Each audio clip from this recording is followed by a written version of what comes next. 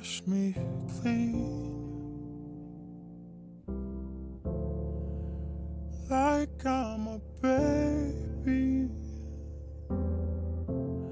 Purify me, and I won't scream. I'll be cool. Your love will come down, and I won't move,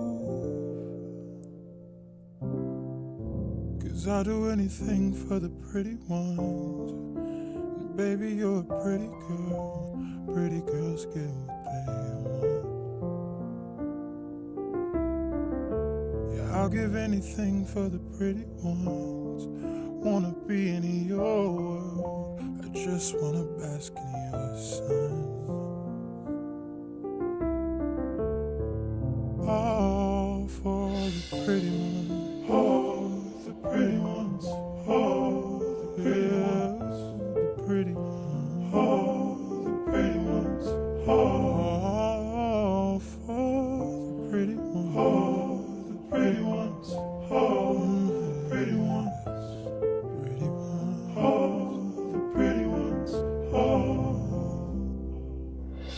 Call me, and I'll be there. You said there ain't no falling, no, we don't do that here.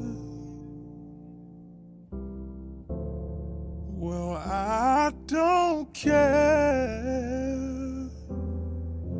I'll give all I have for your love to come down. That's all I ask, 'cause I'll do anything for the pretty ones. And baby, you're a pretty girl. Pretty girls get what they want. I'll give anything for the pretty ones. Wanna be in your world, I just wanna bask in your sun. All for the pretty ones, all the pretty ones, all the pretty ones, all the pretty ones, all for pretty ones, all for the pretty ones, all the pretty ones. So I'll give it all and I'll give it up for you. Said all you gotta do is ask me to. Your love's all I want, so you can say the word and I'll give it all and I'll give it up for you.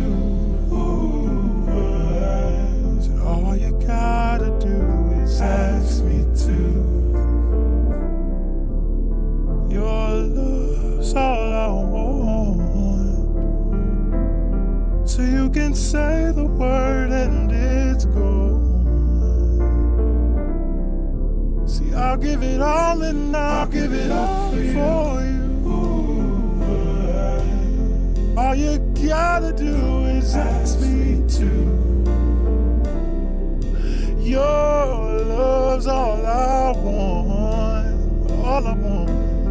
so you can say the word and it's good. See, I'll give it all and I'll give it up for you. All you gotta do is ask me to. Your love's all I want. Say the word and it's gone. I'll do anything. I'll do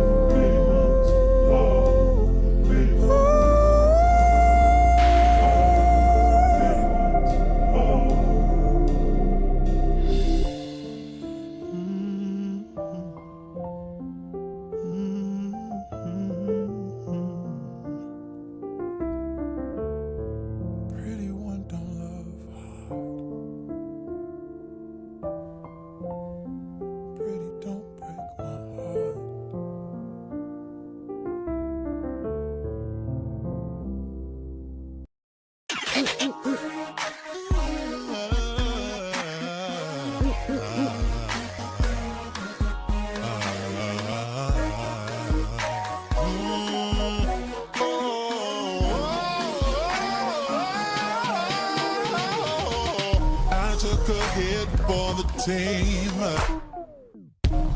took a bullet for the dream, that we would one day all be free, free from prejudice, free from sexism, free from bigotry. I die for creativity, I die for freedom to be free. I died and left a legacy. Oh, but baby, I'm still live through technology. After the sun, then comes the rain. And after the storm, the sun will start shining. Blood, tears of pain, and tears of pain, and tears of pain, and a dash of struggle. Just be patient. Your destiny will manifest. Yes, Bubzz in the city.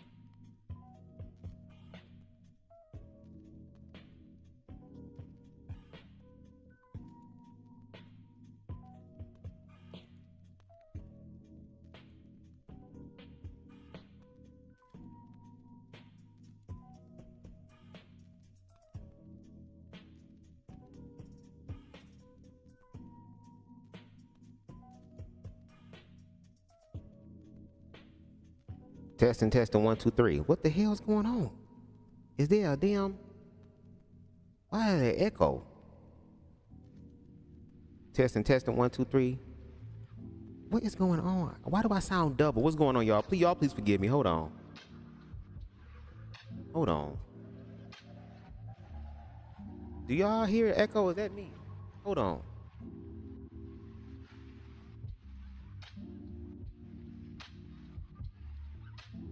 All right, y'all, it's just me.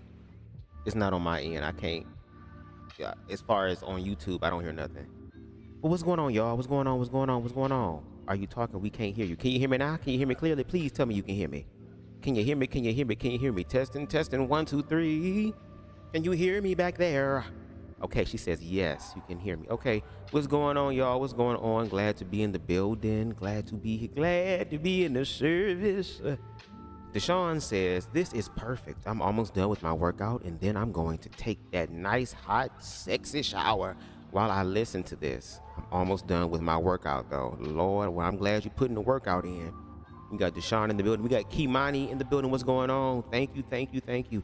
I am doing well. Just glad to be here. Y'all, please forgive me again. I had some extra shit I had to do before I got up here, so please excuse me. Deshaun says that just a nice, good rub down in the shower is going to feel real nice, and it's going to feel real good too. Can't wait to just listen to Bubz's voice. Girl, trust me, that's not the only thing you're going to be doing in that damn shower. That's a fact. We got Queen Stevie in the building. What's going on, Queen Stevie? Make sure y'all go check out T for T's. Cut this down some. There we go.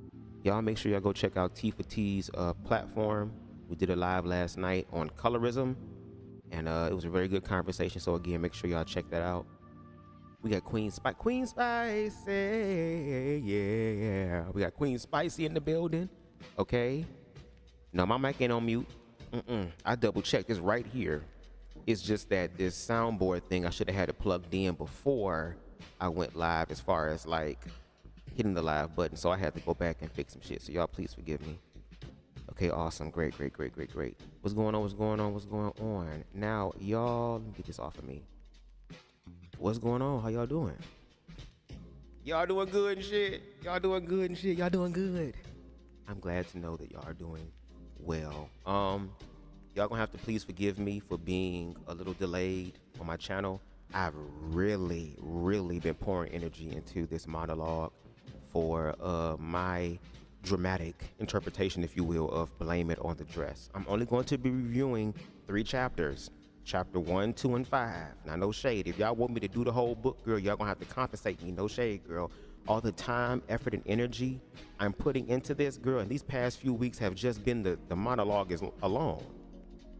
Let's not talk about the recording phase and then the editing phase. So, if you guys want more of that after you see it, so you know what I'm giving.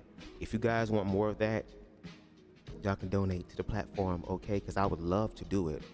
And I'm also going to show y'all some of my acting skills. Like it's a whole production that I'm putting together, a one-man show. So I'm excited for that to happen. But I said, you know what? Let me go ahead and give them a live, you know what I mean, this week. Because I felt kind of bad not really giving y'all one. So I was like, let me go ahead and give one. And then Aries, shout out to Aries, sent me this video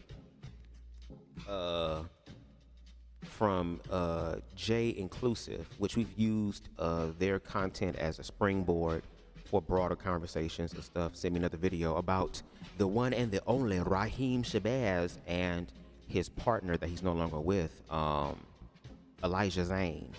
And they were seen as couple goals, bae goals, relationship goals. They really set a precedence within the queer adult entertainment space. Rhyheim Shabazz is literally like a trailblazer in that aspect. He's been able to create his own empire and low-key have his own harem of hoes. So shout out to him, you know what I mean? But he's been able to solidify himself in the queer community. But with any person who has a large amount of power and influence, can sometimes go wrong. You know what I mean? Just you have all that power, that influence, your ego will start talking in your ear, trying to get you to do things and push limits and stuff like that. And I think this situation opens up a door for a deeper conversation, because what happened between Rhyheim Shabazz and Zayne is not anything exclusive to them. You know what I mean? They go through the same things that every other regular human being goes through. And low-key, a lot of people in the queer community learn from these individuals, especially in the sexual realm, the sexual aspect of it. So they're pretty prominent, and even if you may not watch them all the time, you have heard their names a few times.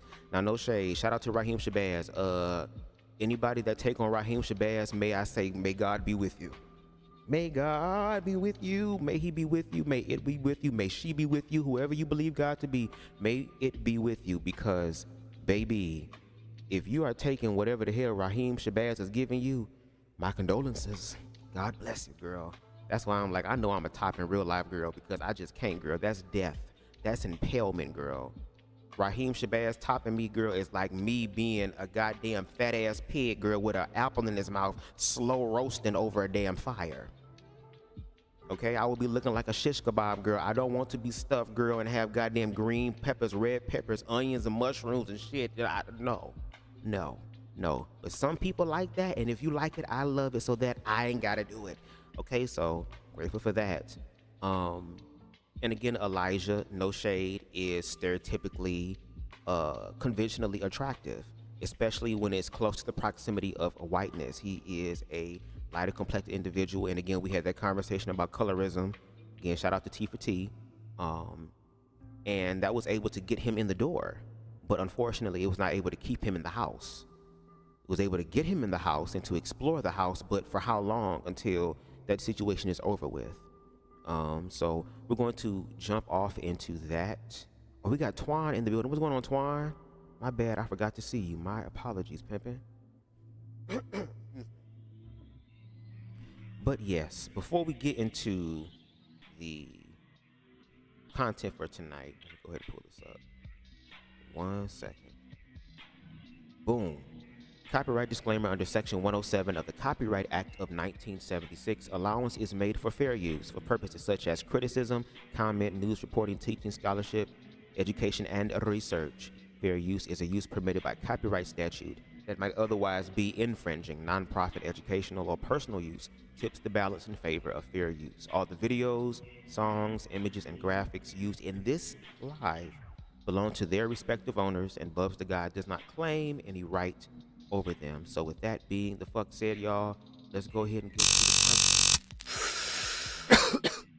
Again, this content is from JEiiNCLUSIVE. I have both of the links for the videos we're going to be using today in the description box below if you want to check them out, and I encourage you to, as well as subscribe to JEiiNCLUSIVE. I love the way that they break things down. I love how they're objective. I love how they care about the human aspect of things and really trying to, you know, not scratch the tip of the iceberg. That's what a lot of people are doing, but trying to break through the iceberg, to get deeper into the iceberg and get to the root, as opposed to the endless symptoms, okay, that we have seen, that we are seeing, and that unfortunately we're going to see. But if you learn to love yourself, you'll be able to transmute all of this for your good. Okay, we got Harold in the building. What's going on, pimpin'? We got Harold. What's going on? All right, y'all, let's get into the whole mix with Rhyheim and Elijah. And again, this is by way of JEiiNCLUSIVE. Let's get it. Well, Rhyheim, where did you guys meet? Right there at my place. We had a collaboration about, during 4 years ago? It was like right after COVID. Welcome to another episode of JEiiNCLUSIVE. Please share, like, comment, subscribe, and set your notifications on so you are alerted every time I upload.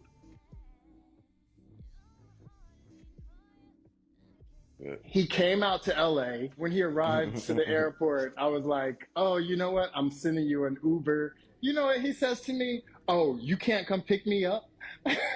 I fly all the way. And I was like, oh, we got a diva. Oh.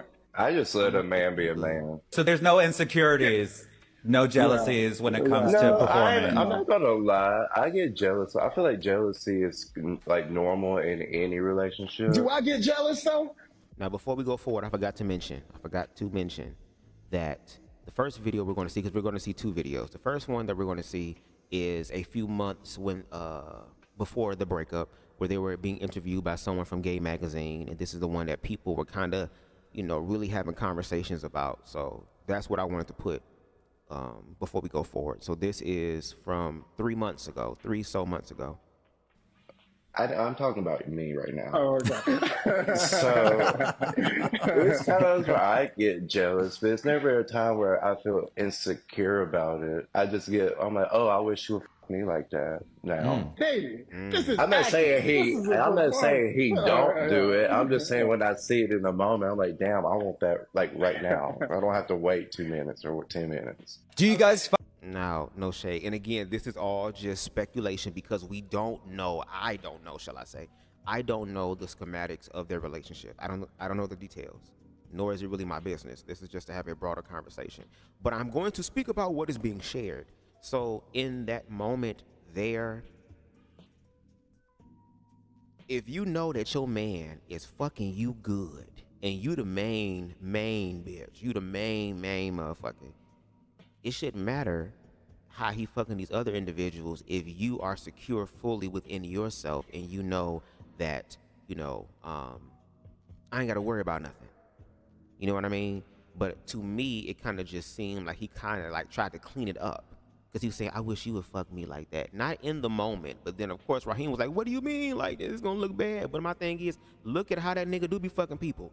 Girl, if your ass is sitting here And a motherfucker making love to you, I'm not talking about fucking you. I'm talking about making love to you. I'm talking about ministering to your mind, body, spirit, and soul, taking a damn time, massaging your ass. One thing that I give Rhyheim that I really do love and that I will incorporate in all of my shit, girl, no matter what, which is why I don't have sex like that, because motherfuckers gotta earn it, girl, is I like that slow romantic shit, but that's also something that is energetic as well. And no shade, Rhyheim Shabazz has learned how to master the use of his sexual energy, sometimes in a way to get what the fuck he wants. But see, not only was he doing that, so did Elijah, because Elijah, again, is conventionally attractive. He's light-skinned, has a slender body, he has a nice booty, no shade, you know what I'm saying? So again, from a societal standpoint, you know, he's also a object of desire as well. The interesting aspect about this is that you have the masculine and the feminine aspect of the relationship. But in this white supremacist system, they make black men to be the prize, but the black men don't even know what the prize really is. It's because it's through the white gaze of supremacy that tells them this is how you need to operate to be a man. So you have black men that subscribe to that, and then you have feminine gay men, those who are quote-unquote bottoms, that society is saying that they are the submissive ones, or the ones that are the quote-unquote females, if we're going to use their lingo, that now this individual has to choose me.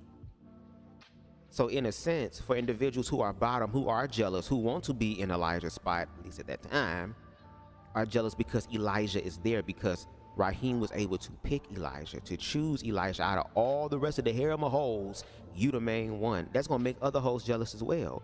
But at the same time, as we see in these situations, especially in the adult entertainment industry, and a lot of couples who are doing adult work, unless you have done a immense level of ego work to where you can literally compartmentalize, this is work, this is my relationship. When I come in, I ain't fucking these hoes because I love them, girl. I'm just doing this shit for the camera, bitch. I'm performing, but I don't have no emotional connection to them. I don't have any sort of romantic connection with them. I'm just trying to get this scene together, give the people what they want because they love this type of shit. And then when I come home to you, I'm fucking you. But then it's like Elijah sitting there like, well, damn, girl, sometimes I don't even know if you fucking me like the bitches you fucking on the set, or bitches you fucking me the way you want to fuck me. Because if I gotta sit there and say, damn, I wish she fucked me like that, you the main one, you should be the one getting fucked like that. Again, this is all allegedly, and this is for, this is fair use enacted, girl, and no shade entertainment purposes only, but also, I'm gonna say edutainment purposes, because we educating with entertainment. So it was just very interesting in that moment that he was able to, at least to me, clean that up. So again, you're being interviewed by Gaye magazine, and you are being seen as couple goals or bae goals.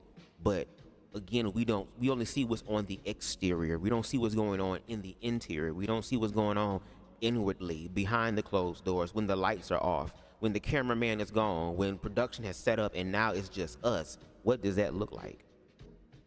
And again, I don't know these individuals at all, so I can't say for certain. But just like how they benefit from the public by using their gifts and talents to get what they want, you have other people out here that are going to give commentary on such things. And BubzDaGawd is one of them, okay? We got Aries in the building. What's going on? What Aries say? Why you live when I'm at work, Bubz? Hey, it's not my fault you be working when I be live, but you can catch a replay. We got T14 in the building. What's going on? Again, make sure you go over to his platform and check his platform out. Anyway, let's continue with the commentary. Fight a lot? Do we fight a lot? Yeah, we fight. Oh, yeah. There is a 14-year age difference between the two of us. Oh my God, me and Mark fight a too. lot. It's so weird that Oh, he's yeah. older. It's tough Yeah. because our age difference is tough too. Y'all together? Now, let's talk about the age difference thing, because I have that on the thumbnail. And yes, I will be pausing. No shade. This video together is 14 minutes. We're going to be here for at least an hour and a half. You know how we give it up on BubzDaGawd. We break shit down and take our time, girl. No shade. But when it comes down to the whole age thing,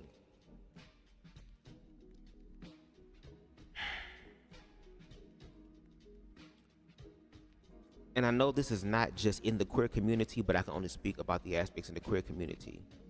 there are a lot of younger gays that are attracted to older gays because in their mind, they believe that the older gays are more established. They're more established financially, more established in reference to having their own place, having their own whip, being able to financially take care of themselves. And again, they're in that older role, so therefore it's like somebody can guide them through the aspect, and no shade for the men that's sitting there talking about, oh, well, you know, that's how they be doing the predatory stuff, and I told you that's what the gays do. Well, maybe if you sat there and loved your damn gay child, your queer child, and showed them what love looks like coming from a man, especially their father. I'm not talking about the sexual aspect. They can figure that shit out on their own. But as far as the energetic aspect of what a man is supposed to do in this situation, for me, how is he supposed to show up, not just being a protector and a provider only, but also being a nurturer as well. Being able to be gentle as well, also being stern when you need to be, just like a fucking samurai. Samurais were fucking killing machines, but these are the same niggas, girl, who wrote haikus and trimmed gardens and roses and shit. So they had a balance of that masculine and feminine fucking energy. But then also, too, there are a lot of gay boys who've been through so much shit in their life that they had no choice but to grow up early, to where mentally and emotionally they're not connected to their peers because their peers didn't have to really go through what the fuck they went through as part of being black and queer. So they're ahead in life where a lot of these people are trying to pick up the pieces and figure it the fuck out. And one way that queer people are figuring things out, unfortunately, is through the realm of sex. It is not a healthy version of sex. It's not an aware version of sex. A conscious version of sex. No shade. Rhyheim Shabazz could use his platform and literally revitalize or change the adult entertainment game by having a more loving, sensual, healing aspect of sex that can be encouraged for other gay men to do, instead of just seeing a nigga for a hole or whatever the case may be, but to actually love and nurture that person, to go through the ebbs and the flows of that experience. Do you get what I'm saying?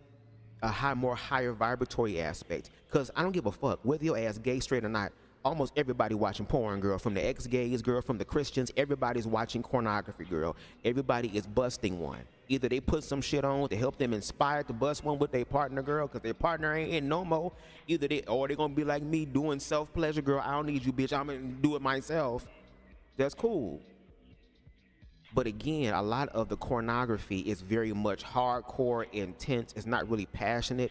And it's like the bottom has to sit there and shut the fuck up and submit and take it. And I get it, like in certain aspects that might be attractive, girl. But as far as when we're trying to build something energetically, I don't want to do all that type of shit. We can role play, girl, but not all the damn time. Shit, I want to experience you.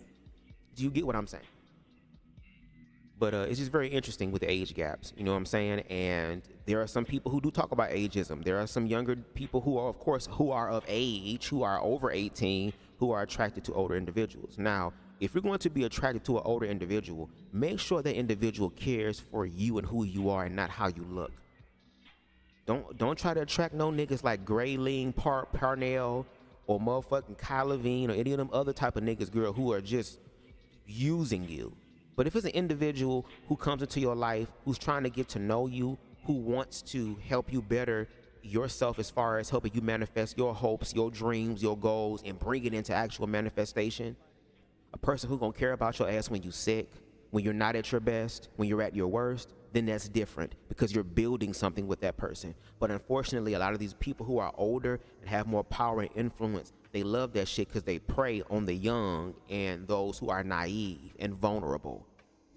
And I'm not saying that Rhyheim Shabazz did this, or at least did this consciously. But the fact that he's been with this individual for, I think, 3-4 years, and now they broke up again, he didn't share the schematics of it, but it's just very interesting to see that happen, because you have people saying that y'all are couple goals, girl, but then months after that interview, couple goals is no more. So let's continue. As well? Yeah. For how long? Yeah. How long y'all been together? Stop, they're not together. Yes, we are. We are together. Daddy, tell him how long we've been Daddy's together. making the money. I call him Biscuit. Gay magazine caused quite the stir when they posted adult entertainment couple Rhyheim, Shabazz, and Elijah on their Instagram page, as one of the couples they will be highlighting in their 3rd annual Valentine's Day Couples Series. Their post read, "Love comes in many forms, but as long as it's real, it will last." Rhyheim, Shabazz, and Elijah are redefining what it means to thrive in both love and career. As 2 powerhouse figures in the adult film industry, this dynamic couple sat down with Gaye magazine for our 3rd annual Valentine's Day Couples Series to share how they navigate their careers while keeping their love strong. Well, majority of their followers were not feeling it, particularly one named B. Braxton, who got the comment section so riled up that Gaye magazine had to respond to his comment. Here's what Braxton had to say. What'd he say? "This really the couple y'all chose. This is the couple that defines a good relationship. I guess I'll be single the rest of my life." No shade. That comment that got people upset, as we can see, the actual manifestation of it, he wasn't wrong. But let's continue. Someone asked Braxton what defined them as being a bad example of a relationship, to which he responded, "Everyone is judgmental, and I'll continue to be single because them is not what I consider a conducive relationship to promote." He then explained, "I mean to each their own, but they do have sex with other people and post it on apps. It's just not a relationship I promote." And very surprised Gaye magazine thought this was the first couple to post in their couple series. That's all. Nothing against them, but again, I wouldn't promote it. This person made a valid point in saying, well, they not on drugs, they not in a toxic relationship, they on social media throwing blows and jabs at each other. Correct. They not be ideal to you, but they are happy and been together for years now. Gaye magazine had enough and decided to hop in the comments with a little nice nasty message in response to Braxton. Yes. They stated, Gaye magazine. "Please subscribe and turn your post notifications on because they are not the first couple we presented. We've posted 3 prior, all of whom have different experiences and have been together for years. We encourage you both to be more open-minded and learn about their journey without passing immediate judgment. Hence, why we picked them." To which Braxton replied, "I appreciate your comment, and again, I have nothing against them. But let's be real. A lot of gay couples or gay men in general go through a tough, strenuous journey. Most are very accomplished without having sex with half of Brazil while being in a relationship. I just don't see how this is the couple we're out here marketing to our gays. But I'll tune in and hear about their journey." Another person named Goldie had a different take than Braxton, and the comments ate him up too. He said, "Gay people just be jealous of other people's relationships because they don't got any." To which this person replied and said, "Jealous of what? Being the biggest blank rag of the community?" Oh my God! I think not most of us have standards as well as morals and want more for ourselves than a lustful, delusional, mental case life. Goldie came back, and this is my stance as well. Does it bother you that they have 1,000 partners but still in a relationship? That's much more understandable. What are the standards set for someone to be a possible partner for you? You raise your own bar. Let people do theirs. Jealous of the... Now before we go forward, because they saying a lot. They saying a lot, and I kind of want to touch on some of the stuff. No shade, and T for T says as well here. To each his own, but not for me. And it's the same thing. I feel the exact same way as T for T. Which is hence why I'm not in a relationship with somebody who's a part of the adult entertainment industry. And you would think that being with someone who is also a part of the adult entertainment industry, that there will be some sort of understanding. But what these individuals are not understanding, unfortunately, is that, again, sex is a energetic thing. It is probably the strongest energetic life force on this planet. And I don't give a fuck. If you are fucking somebody, even if you think that this is just casual, I don't really care, I don't give a damn, yes, you do. Yes, the fuck you do. You may not care enough or be afraid to let go of something that you have because this other thing you've been dibbling and dabbling in has now come to the forefront.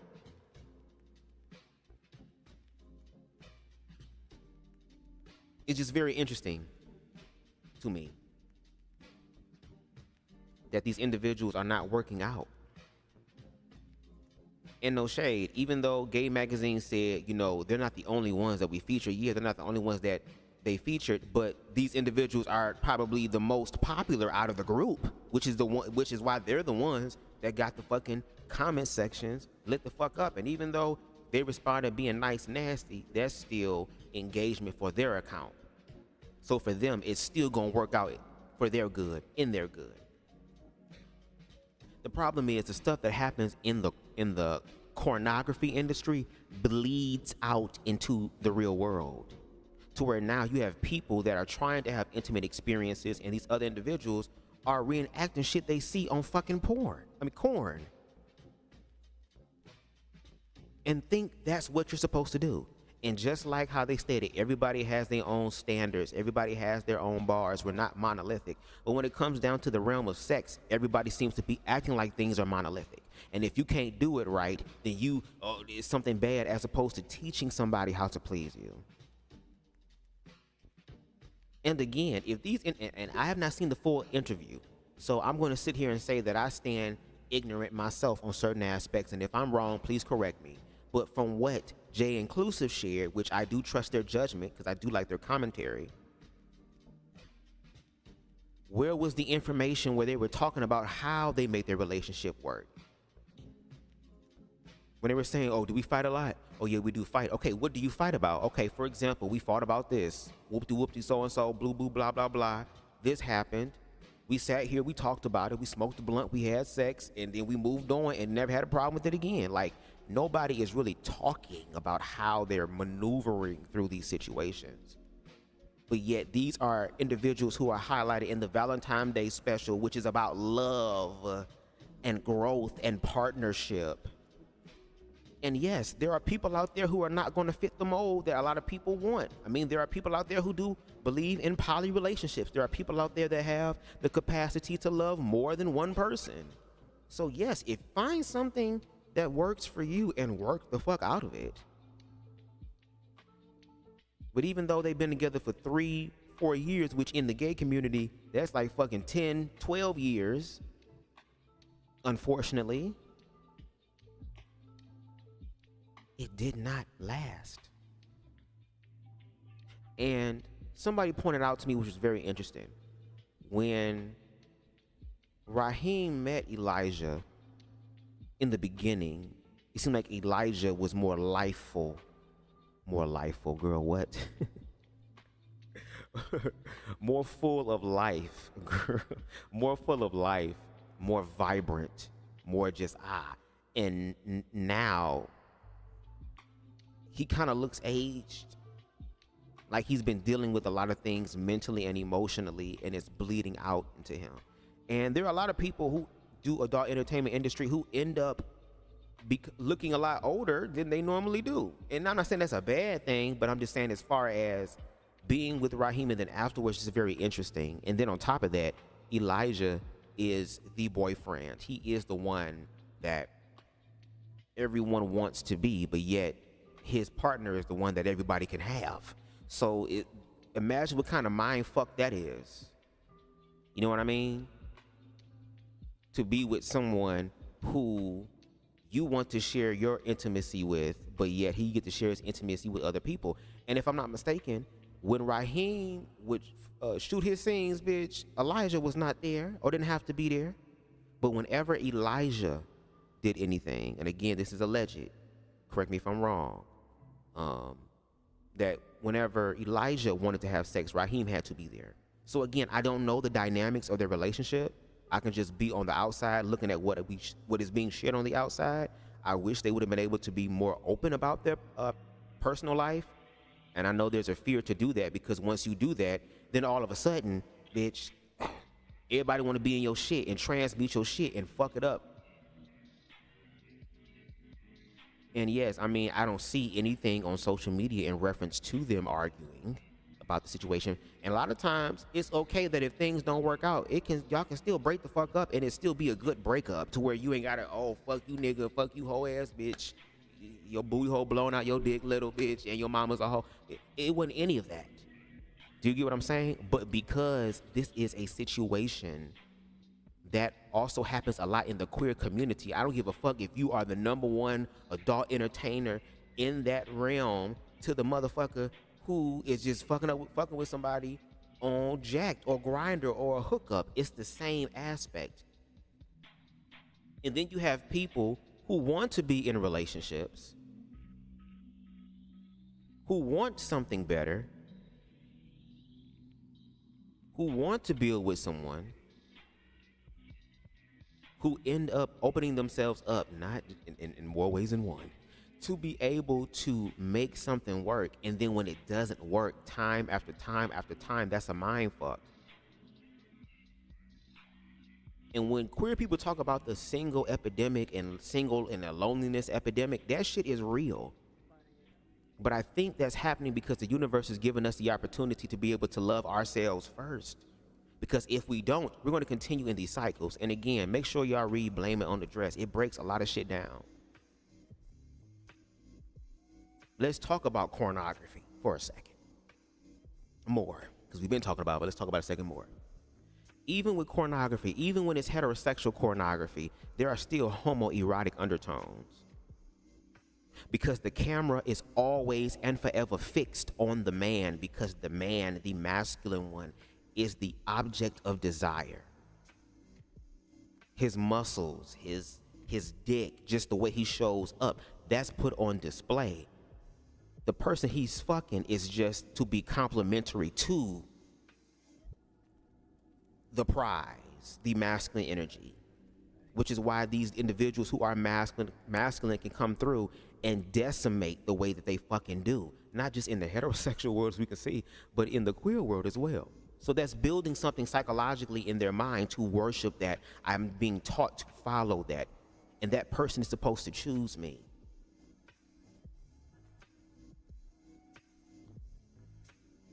So a lot of that, again, bleeds out into reality. Why do you think trade is so desirable? Despite all the consequences and shit that comes with that, didn't somebody just recently got exposed? Well, I don't think that person was, I guess it was the girl, because they were saying, girl, it's 5,000, okay, bitch, if I pay you 5,000, girl, you got to fly out. So there was some sort of complicity with that. You complied with the situation. You know what I'm saying? But that's why the DL situation is what it is. Because this shit is so motherfucking deep, and I think people don't understand that, which is why we continue to have these problems. Now, no shade. What the first person said in the comments about this is y'all relationship goals, people who cannot really communicate with each other, again, allegedly, because if y'all can communicate, y'all would have been able to communicate effectively for the live, and probably would have done more lives to show your lives. You get what I'm saying? But you want to highlight these people as relationship goals because, no shade, the main aspect is fuck. And yes, a lot of y'all would love to have somebody take their motherfucking time and fuck y'all, because y'all too busy dealing with niggas who rush all that dick up inside. In the words of Alexis K. Tyler, I love her, this is what she said. She said that she was talking to this one girl, and this girl was telling her about her life, whatever. She said she was fucking around with this younger dude girl, and it was time to have sex, and he pulled his pants down, and it was just a goddamn elephant trunk that came out, girl. Just hit the damn shit, girl. And all she said was, just don't rush all that dick up inside. Just don't rush all that dick up inside. And you know niggas, because I have a dick as well, so I know when that motherfucker start talking, girl, he'll start saying some shit, girl. He said to her, don't worry about it, baby. I'm not going to do that to you. I'm not going to rush all that dick up inside.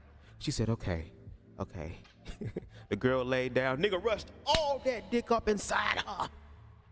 Jammed and rammed all type of dick inside that girl. Took that bitch breath some more. Shout out to Alexis K. Tyler, Mother Queen's Rip. Shout out to her. Hold on, I got a cough bit.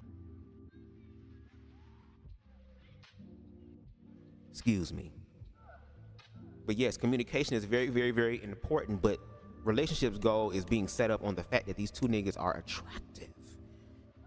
And when you're attractive, you get all that attention and all that desire. The problem is it starts to become a drug to where people start doing things for that. For example, there is somebody on, I don't know what the algorithm is, girl, because when I be on my Instagram, girl, y'all, for those of you who follow me on Instagram, y'all know what the fuck I be looking at.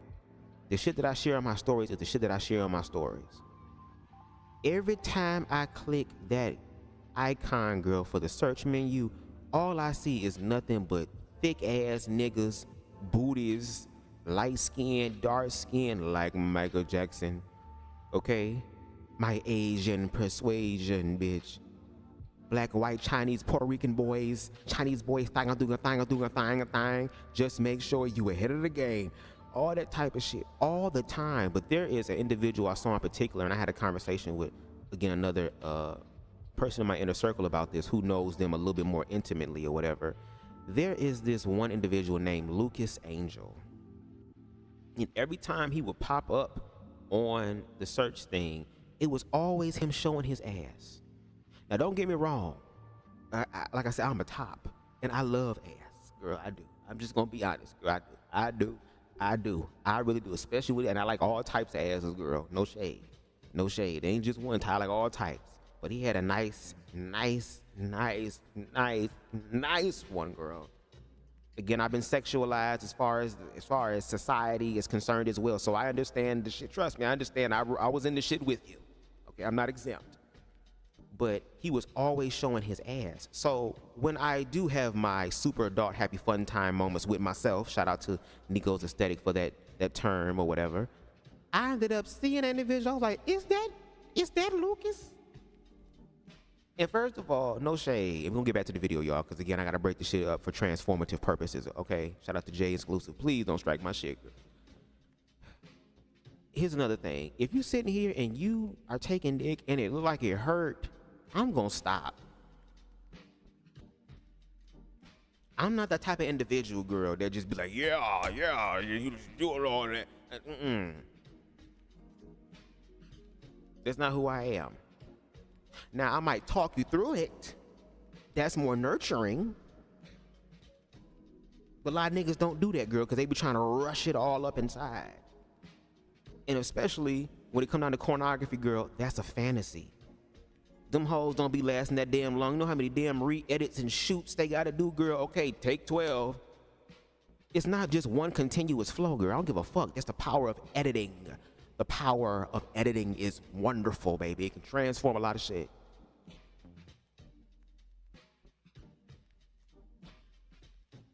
But I had a conversation with somebody, and they had a conversation with him, and literally said that, you know, well, first of all, the nigga not even a damn top in real life, but on top of that, he is becoming a bottom because everybody told him that he got a fat ass, and you might as well use it and make money with that shit.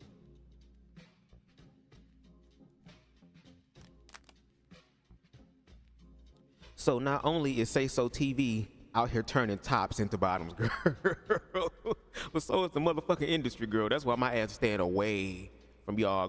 Hell no, bitch. Ain't gonna be so buzz. You ever thought about? Nope. I would start farting right now, girl. Girl, I had chili cheese, donuts, and all that type of chili cheese. Yeah, I had chili cheese donuts, bitch. Fuck my stomach all the way up, girl. No. Chili cheese donut.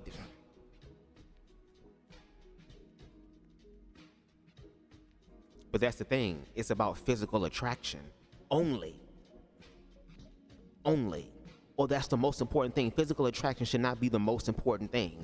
Now, I'm not saying it's not one of the things, because I would like to be with someone that I do find attractive. They don't have to be no model-esque type motherfucker. Now, if a model-esque type motherfucker or individual that society deems to be attractive comes into my life, but has substance and value and worth for themselves, and it just gets to an overflow state to where other people can receive that as well and benefit from that as well in a beautiful, healthy, and respectful way, then that's just the icing on top of the fucking cake. Okay, cool.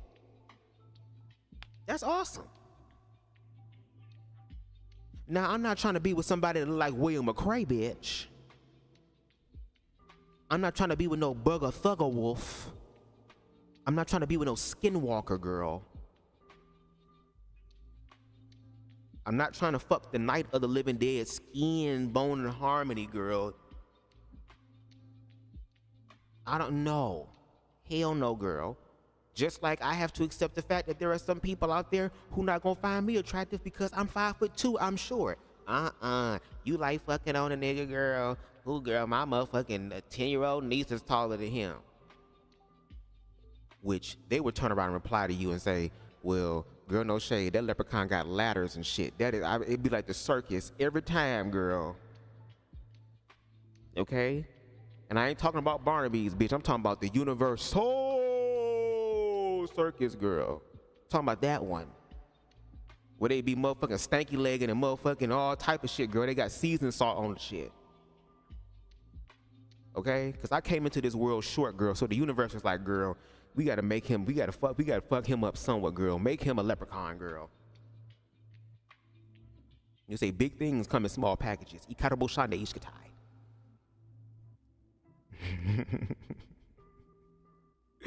But yeah, let's see what else about these comments. There's somebody saying, oh, you know what, well, you just jealous because that ain't you. You have people who say that shit too that are attractive or whatever. Oh, well, you just saying that because you ugly. Well, girl, you want to call a motherfucker ugly, that's perfectly fine, girl, but you being treated like you ugly. Bitch, you being treated, your spirit is ugly, girl, because you let this motherfucker just piss and all type of shit over your damn spirit, girl. Your shit is fucked up, girl. See, there's a lot that we're not talking about. Again, check out the live we did last night on T4T's platform. He gave us a synopsis of movies, and no shade, I like that T4T. When you put the movies and stuff, it was dope. I was like, this is a good-ass movie, bitch. I feel like I'm watching some shit that's supposed to be on HBO for free. Thank you. But it's funny because even those people who were lighter complected, who had passing privilege, girl, still was not safe. They were living in a world of duality. They were living on a fence. They didn't know where to stand because if I stand too much on this side, I will be crucified. If I stand too much on that side, I will be crucified. And even those, that's what I'm saying, like there's so much context and nuance that's missing because we're not having real conversations and we're not being honest with each other. And as an individual who was going through ego deaths in their life and is growing and evolving in ways, I know the next month and some months after that probably gonna be some crazy ass shit as far as removing some bad shit but receiving some good stuff. You gotta be able to love yourself. You gotta be able to push yourself, because if you don't, you can sit up here and work so hard, not because you love yourself, but because you just simply trying to be chose. And as an individual who spent the majority of his 20s working on myself, not for me, but to attract people into my life who could not give back to me in the ways that I gave them, and I blamed myself for it when I showed up in my genuine self, even though I had an ego death, even though there was a lot of moments where I was very egoic.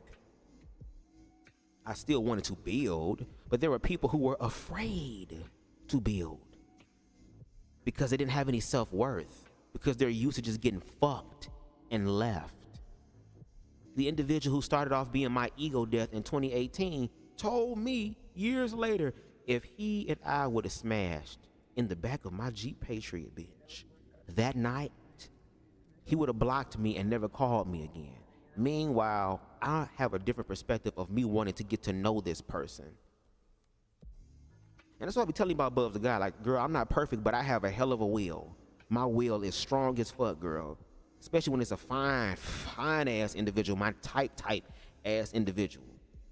I'm in the back seat with this motherfucker, girl. I'm grabbing on booty and shit, girl. Now, like I said, I don't mind a little heavy petting. I don't mind that.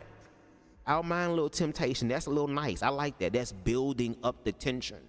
But still, slow down, girl. Motherfucker laying his head right here on my leg, girl. Breathing right there, girl. I can feel the warmth of his face on my leg, girl, because I had on shorts. Right there. I could have allowed that motherfucker in my ear to be like, bitch, now you don't be having sex like that, girl. Let me put the voice on, bitch. Now, bitch, you know damn well you haven't been having sex like that. You've been over here living the way that the Christian's supposed to be living, bitch. You be busting nuts with yourself, bitch, and motherfuckers be thinking that shit lame, girl, but guess what? I ain't dealing with no bullshit, bitch. I'm not emotionally invested with motherfuckers, girl. I ain't got crazy ass motherfuckers trying to bust out my goddamn windows, trying to slice my damn tires open and shit, trying to fight my mama and daddy and shit, trying to use my baby against me and shit. I ain't gotta deal with that shit. But this a fine ass motherfucker right here, bitch. This a nigga you kinda had a crush on for a year or some change, and you finally got this motherfucker here, bitch. This could be God blessing your ass, bitch. This could be God saying, girl, right, go ahead, girl. He got his face right there, bitch. Y'all already in the back of this damn truck, girl, in this secluded ass area, girl. Ain't nobody gonna pull up, girl. And the motherfucker is already douched and dangerous. So you know when you dealing with a nigga that's douched and dangerous, they know what's up. His head right there. You feel that head right there, nigga? That his head is next to your head. His head is next to your head. And you got on shorts for easy access. Dude. BubzDaGawd. The real God told me to tell you, little God. He said in the words of Tyrese, what else do you want from me? You got this fine ass nigga in the backseat of this damn truck, girl, ready to suck you up until you hiccup, bitch, and more. And you still trying to be a gentleman?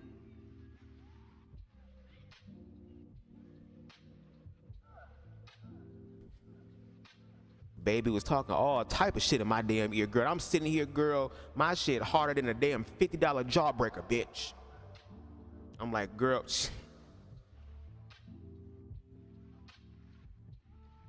baby. But a few weeks later, girl, when we ended up meeting up, let me stop. If y'all want the story, y'all can go back to Wonderfully Made, girl, my docu-series. I kind of tell on myself about what happened. But I'm just saying, like, it was moments where I had fine-ass niggas. I already told you about another experience, girl. Had a fine-ass nigga that I never thought that I would see in life, girl. I would just see on YouTube or on the screen, girl, on a show, girl, who was in this room that I'm in right now, next to this couch in my damn room, girl.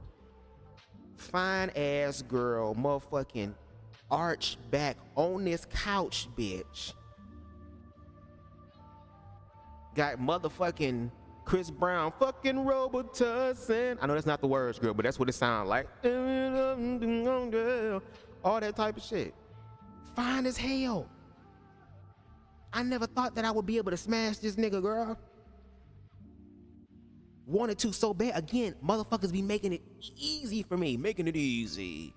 But there is will inside of me to be like, no, because first of all, I'm not trying to fuck you the first time, especially when your ass drunk, bitch. I want you to be sober as I want you to be able to really want this and really build on this, okay? Now, once we establish some shit, girl, we put some work in, then we can start doing some drunk shit, girl, because I don't want to have, I don't drink like that, so I don't mind a little drunk sex with my nigga.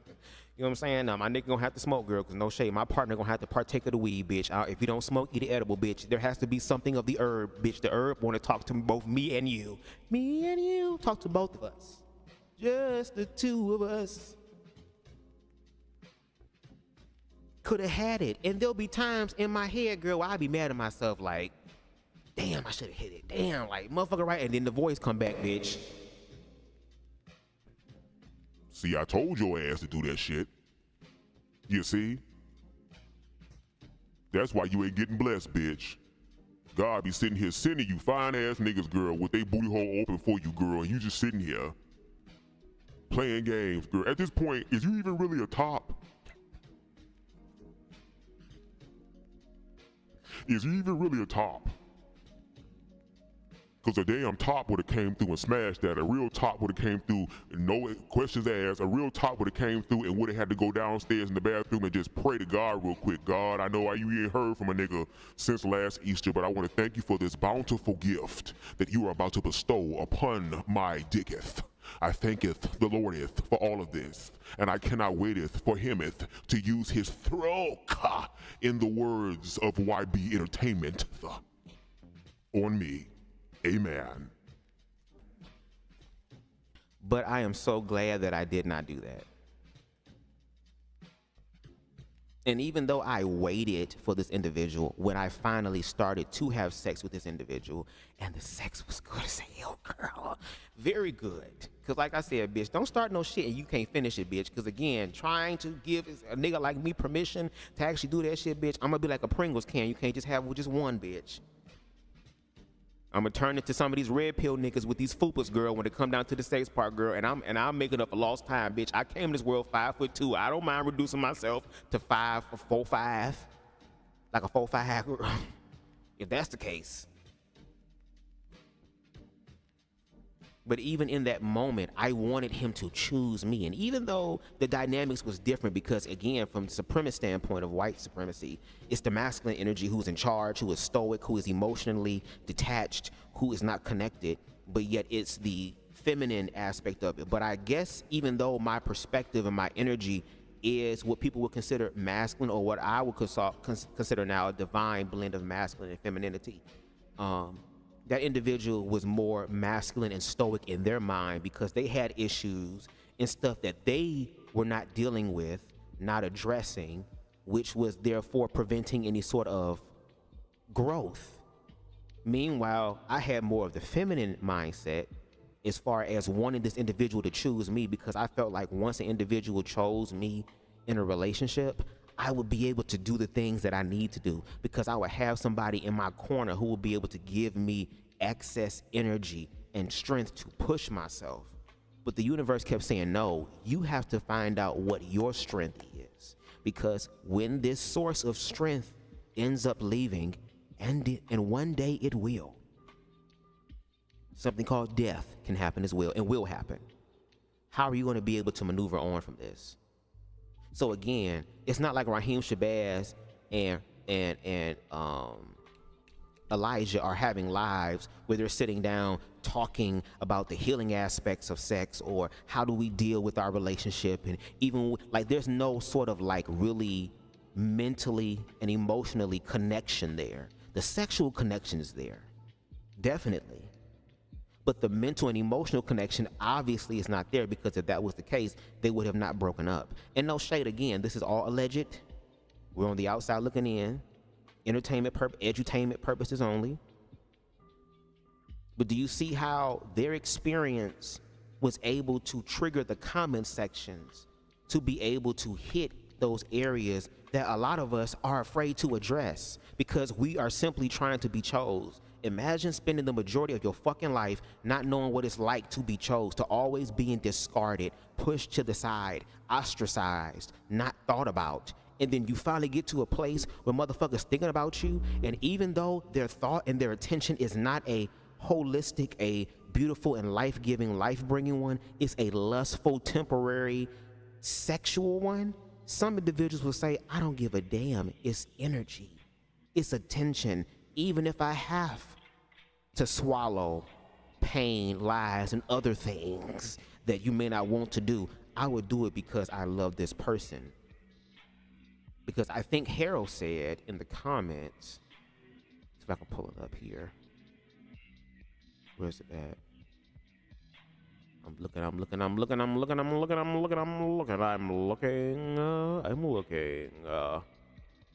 Girl, did you say it? I thought I saw it. Let me see. No, Queen Stevie, I will not say that word 5 times. I'll be fucking that word up on the first time. We can't do that. Where is it at? I know when you saw that booty, it sent you to a whole new blip, baby. That's why I gotta be careful. That's why I can't just fuck around, girl. That motherfucker, I allowed that motherfucker to drive me to a place where I wanted to take my own life, girl. Hell no. Where is it at? I thought I saw it. Harold said something about DV, or was he responding to somebody? I think he was responding to somebody. Never mind. But again, these individuals, Bub's energy is powerful. Thank you. Yes, it is. Okay. But again, it's exposing what's happening in the queer community, and really just aspects of humanity that have not healed. Because now you have people that believe they're healed, but no, you ain't healed, baby. You just attractive. You ain't healed, baby. You just got money. You ain't healed, baby. You just got attention and an audience. You ain't really do mental and emotional healing on the inside. And that's what I believe we need more of.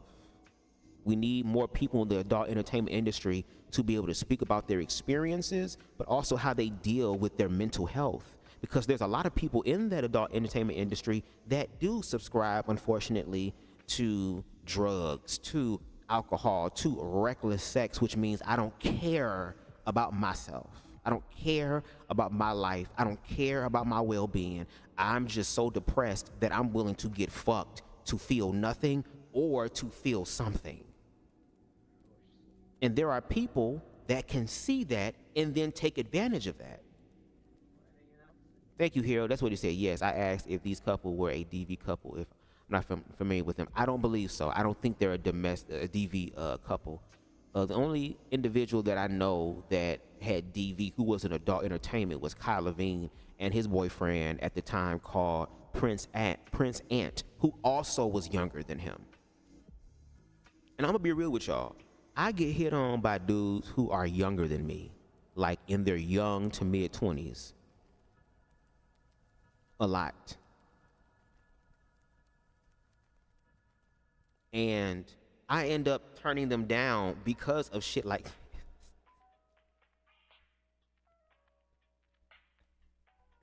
Because it's like,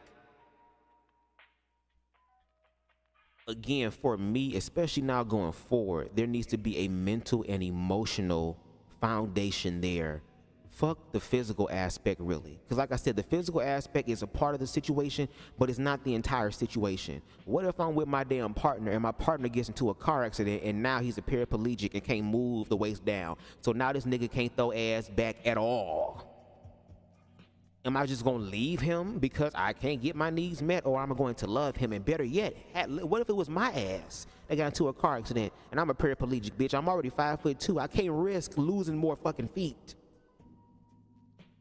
And I won't be able to sling this goddamn leprechaun motherfucking pot of gold, rainbow road like I used to. You gonna leave me because I can't? Like, again, there has to be more of that.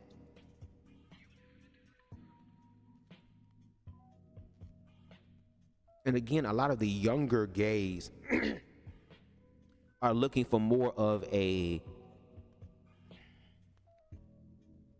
I guess you can say somewhat of a, I use the term mentor in a way, someone to help guide them and lead them. But there are sometimes these mentors will fuck they mentees.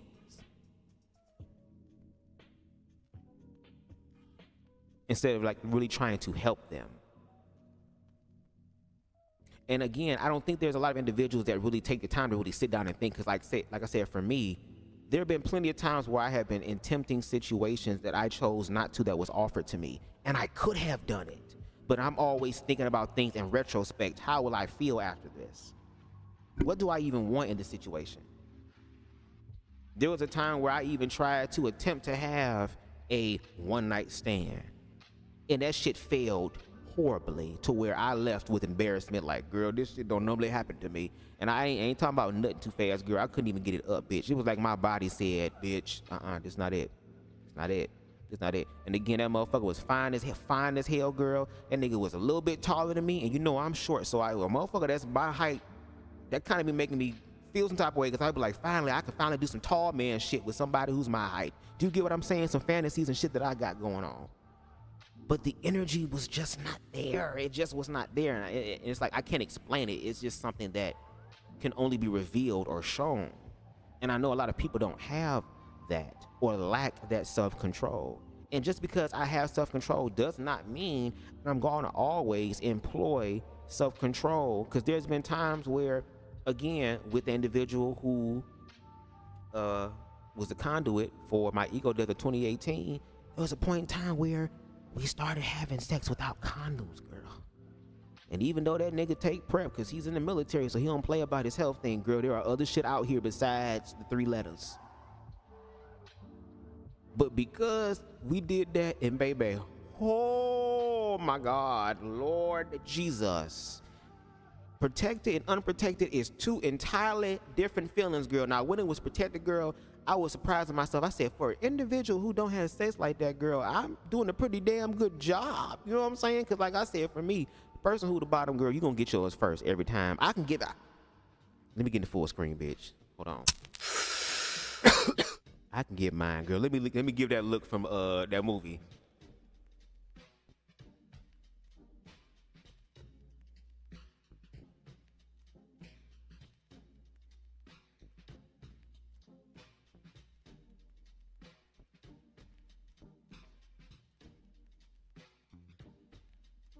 Girl.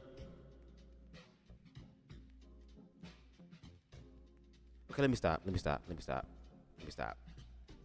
get back to the shit. I'm just being, my intrusive thoughts is kicking in, girl. Oh, let's continue, girl.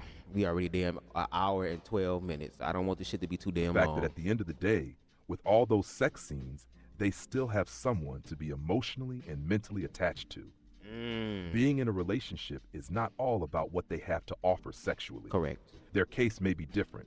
Hence, the reason they're a perfect couple or in a great bonding relationship, because they align their perspective on the type of relationship they both want. Do the same. Girl, no shade. We gotta see that.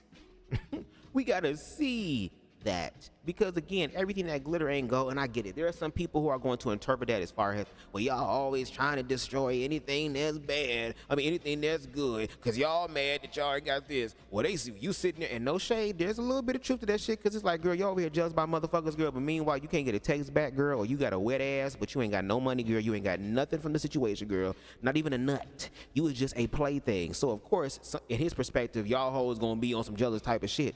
But when he said they're the perfect couple, how do you know that they're the perfect couple? Because one thing that America is really good on, no shade, is pretending. And no shade, if you ask me, America learned how to pretend because of, oh, girl, I don't think y'all ready for that. Well, I think y'all ready for that. Oh, I don't think y'all ready for that. Sorry. Sorry, let me look at the comments, girl. Shut up.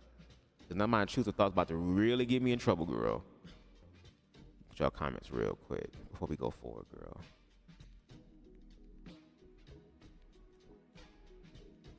Because just because somebody say it look perfect, girl, that don't mean shit, girl. Don't judge a book by its cover, bitch.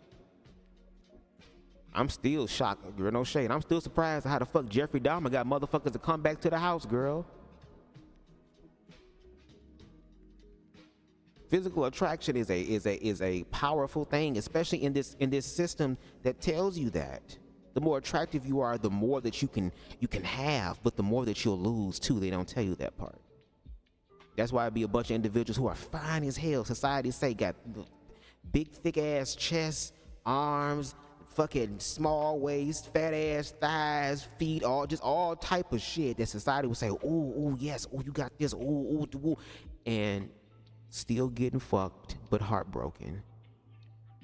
Yeah, you chose, but you chose for right now. You ain't chosen forever. There'll be so many people, girl, who, especially when you go on Twitter, girl, I just see nothing but just ass and dick and dick and ass and ass and dick and dick and ass. And the people who throwing dick and throwing ass, girl, is stay getting heartbroken, still being cheated on. They the baddest bitch. They the finest bitch. They the bitch that got the most views, got the bitch to smoke all this shit, girl. Meanwhile, you the one over there, the most heartbroken, girl. It's a lot, and we don't talk, and we don't communicate, and you wonder why we're here in this situation today. Hero says, I agree with T for T. I agree with T for T. You're really underestimating yourself, Bubs, and I think that's just the humble nature in us cancers. That's true, but I also have some things with my own insecurities that I have to deal with, and I do have a slight case of body dysmorphia. No shade. Because I used to be a lot bigger than what I was growing up, putting on the fact of being bullied and shit like that or whatever, and when I found out what Gaye was and seeing how Gaye was shown, I didn't fit that desirable, quote unquote desirable mold.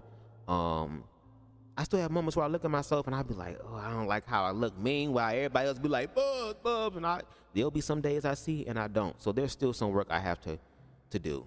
But trust me, I'm learning how to really play up my shit. Cause now I'm realizing my damn worth. Which is why, again, just because you fine don't mean that you can get mine. Or that I'm gonna get behind. Okay? And show you that this leprechaun with this dick is divine. Okay? Turn a goddamn pig into a pork rind. Okay? Girl. So it's kind of like, you know, just, it is what it is. And I know that the individual that is meant for me will make its presence known. And when that does, I know that I'm going to be scared, but I'm learning to be scared and not just period, but comma. I'm scared but excited. Because whenever you get what it is that you want, yeah, there's going to be moments where you're going to be scared. Of course. You're going to be terrified as fuck when something that you really want comes your way.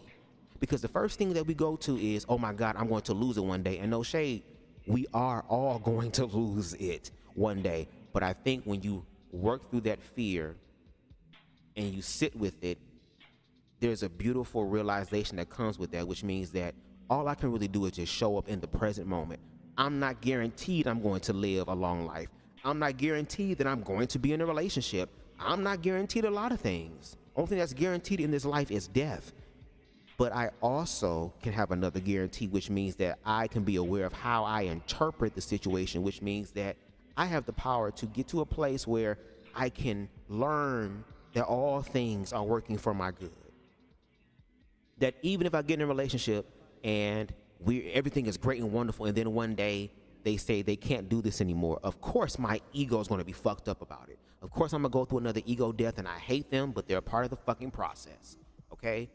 But I also have to remind myself that if the universe is saying that this ain't working out and I've done what the fuck I was supposed to do, then that must mean that the universe has something better for me. Because again, all things are going to work for my good. And that's what I'm still learning and employing and building a habit in my mind, in my emotions, and in my life with my actions to do. And no shade, it's kind of working a little bit. You know what I'm saying? Like, again, just like me being short, baby, we start off short.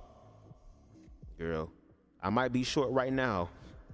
When we laying down, baby, we the same height, baby. Isn't that what that DJ said on Grand Theft Auto San Andreas? Girl, I forgot the name of that radio station. Oh, I know I got to run away. I got to get away.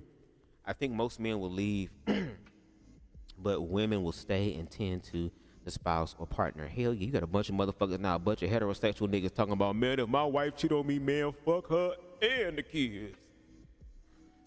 And then get mad when the government say, no, bitch, take care of the responsibility of what you helped made, girl. Yes, you put life, since you put life in, let me shut the hell up.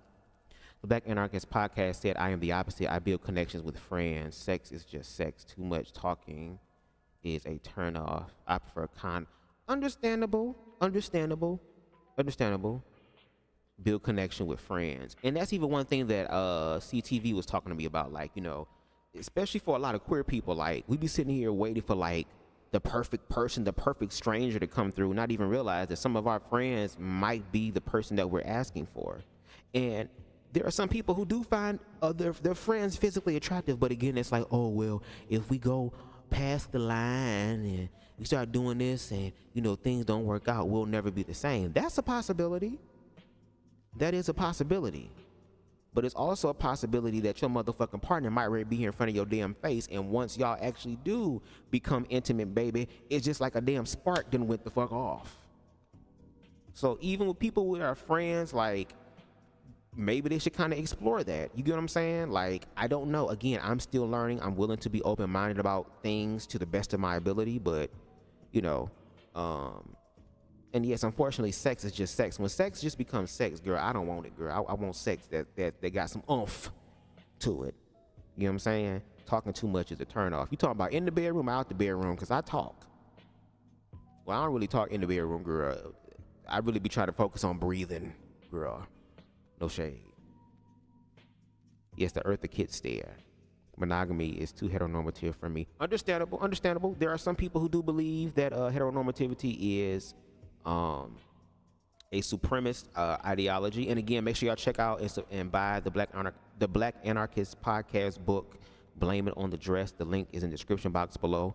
A lot of our cultures before being colonized were very much about polygamy. It was just very open. So I understand that there are some people who have the capacity to love more than one person or be able to energetically share with more than one person. And for those people, I say, shout out to y'all. I'm grateful for that. I'm grateful that y'all can do that so that I don't have to, and vice versa. Like, I'm all for people finding out what it is that they want. If it works for you and you're not harming yourself or anybody else, you ain't trying to manipulate nobody, you ain't trying to be on no cult type shit, you ain't trying to be on no nature boy type shit, girl, like, if you have the capacity to love multiple people and it's genuine and it's honest and it feels good and it feels framed and the love is there, do it. Okay? But no shade. It's enough getting to know me as BubzDaGawd, girl. I'm still be trying to figure my shit out. So me trying to get to know me, I only got enough capacity to get to know one more motherfucker in that regard, girl. I can't be sitting here with seven motherfuckers, girl. I can't. Now that might be nice in reference to, oh well, when I'm tired of this bitch, I can go to Keisha, I can go to Rhonda, I can go to Monique, I can go to Christina, Yolanda, girl, the whole Freaknik song list, girl. Do you want it in yet? All that type of stuff. You know what I'm saying? But for me, one person is enough. I have the capacity to dedicate part of my life to one person and build with them. I do, girl. I can't do it. I already be fucking up words, girl. I can't fuck up words with too many people. No shade. I actually want to talk to you about this at some point. No shade. Like I said, the Black Anarchist Podcast, bro, you are welcome to the platform anytime. Just let me know in advance so I can set it up on StreamYard, because I use OBS for my solo streams, which gives me more of the creative feel that I like.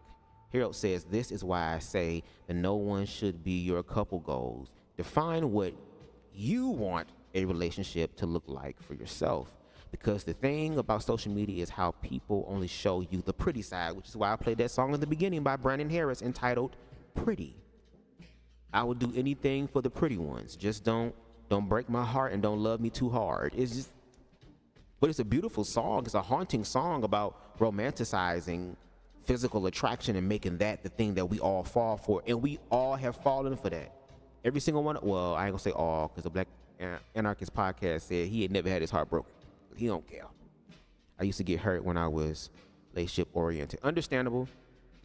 And I think a lot of individuals who have been heartbroken in those situations, I just think that there needs to be more conversations about that, because we've been taught that in order to get over somebody is to get underneath somebody else. No.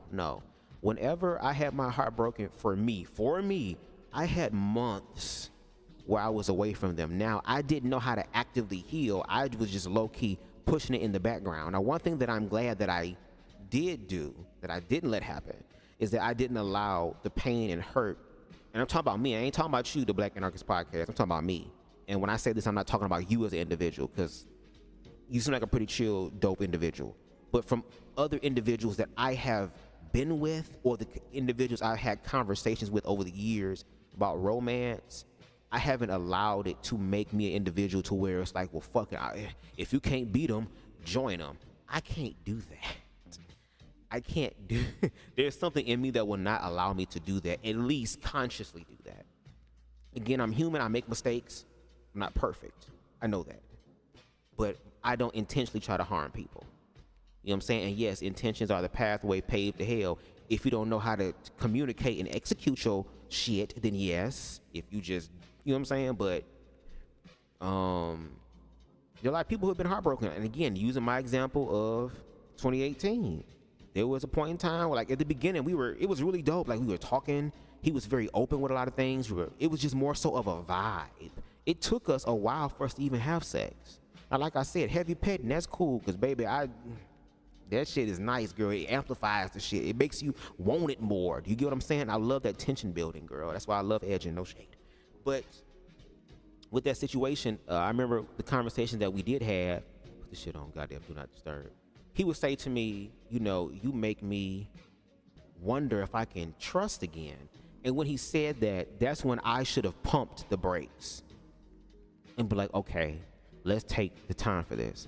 But because at that point in time, I had met my spiritual teacher. I was doing my affirmations. I was really into it. And I'm thinking like, okay, the universe is finally coming through. This motherfucker I've been wanting to talk to for a while, coming through, messaging me, shit. And again, a nigga messaged me first, girl, no shade. Baby, come to me. Came to me and shit. All type, and we finally connected and all this other type of stuff and whatever. And then, you know, we were having sex now, you know what I'm saying? And I'm feeling this connection with him. But then it got to a point to where, for him, it started to get real. And a lot of times when things get real, there is that fear there of, oh my God, I'm so used to dealing with fuck nigga after fuck nigga after fuck nigga after fuck nigga after fuck nigga after fuck nigga, that when someone finally comes around and wants to show me something different, I wonder if I can believe them. Because if I believe them wholeheartedly, the way that I desire to, and I get hurt again, I may not be able to survive that situation. And I think a lot of us in the queer community, especially those who have not healed from situations, experience that. And again, I'm not saying that's your experience. The Black Anarchist podcast is just your comment, just opened up a can of worms, and I just wanted to take that springboard leap real quick, no shade, off your comment.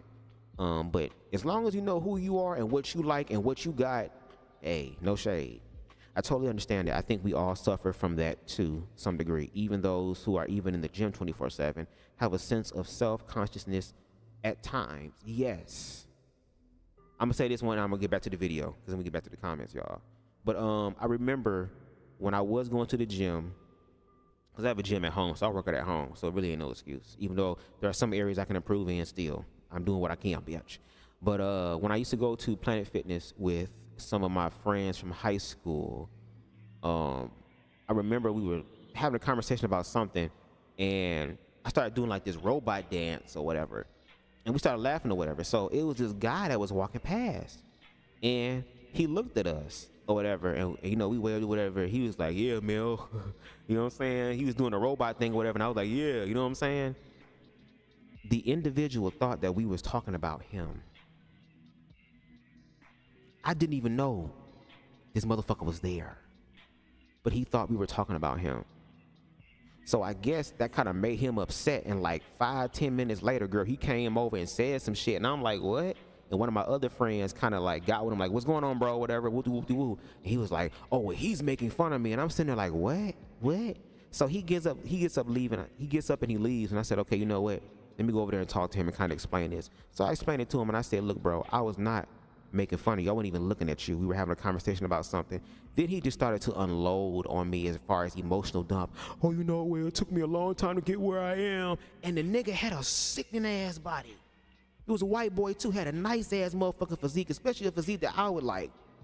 Bitch, arms defined in a motherfucker girl, you know what I'm saying? All type. He was good, but he was still insecure. So insecure that he thought that we was talking about him, girl. Do you see this? So again, to your point, Harold, those people who are in the gym 24/7 are conscious about things because, again, I have to find a way to get chose. And then a lot of people wonder why motherfuckers be so invested in how the fuck they look, because you spend all your energy in your looks as opposed to your inner work. So now you spend all this time investing in your body to improve your stock value in the ways of the world, girl, and then feel some type of way when the world just honors that aspect of you, but not all of who you are. Or as the title says, he loves your whole, but doesn't want a person who is whole. But anyway, let's continue with the video, y'all. Let's get through with it. You love your man because he's not sharing you with anyone? Then great. Rhyheim loves his man because he can be with anyone and still come home to his guy show affection. Y'all so glued to one ideology of how structure our life has to be to fit within society. They're a great couple by their standards, not yours. And no shade to that comment. If we're gonna play that game, girl, where I guess it's a bunch of motherfuckers, girl, that's in marriages and relationships who are in poly shit and don't even fucking know it, girl. Not motherfuckers, girl, that took vows before Christ, white Christ. Meanwhile, white Christ is watching you pull that big black out and banging on some pink coochie lips. After you done sat up there and told your wife, her family, your family, God's property, stomp, that you was gonna dedicate your life to her for richer or poor, better or worse, sickness and health. Meanwhile, you literally about to nut all that goddamn vows out your shit into some bitch that you don't even really love, girl. And now you're having my baby. Girl, what? It's just so crazy. But anyway, I'm gonna get to y'all comments. I don't see an issue with Gaye magazine choosing to highlight different representations of what love looks like in the LGBT community. Nor do I have issues with how other people choose to define what a relationship means to them. Correct. But I do have issues with people who judge those people and make statements like, oh, that's not a relationship. I would never do that. Clearly, that's not the person for them. Otherwise, they wouldn't need to have sex with other people. I would never settle. Or, of course, they've been together for years. They can do whatever they want. And the list of assumptions continue. If someone else's relationship dynamic isn't your own personal style, that's fine. But why tear down another person's relationship?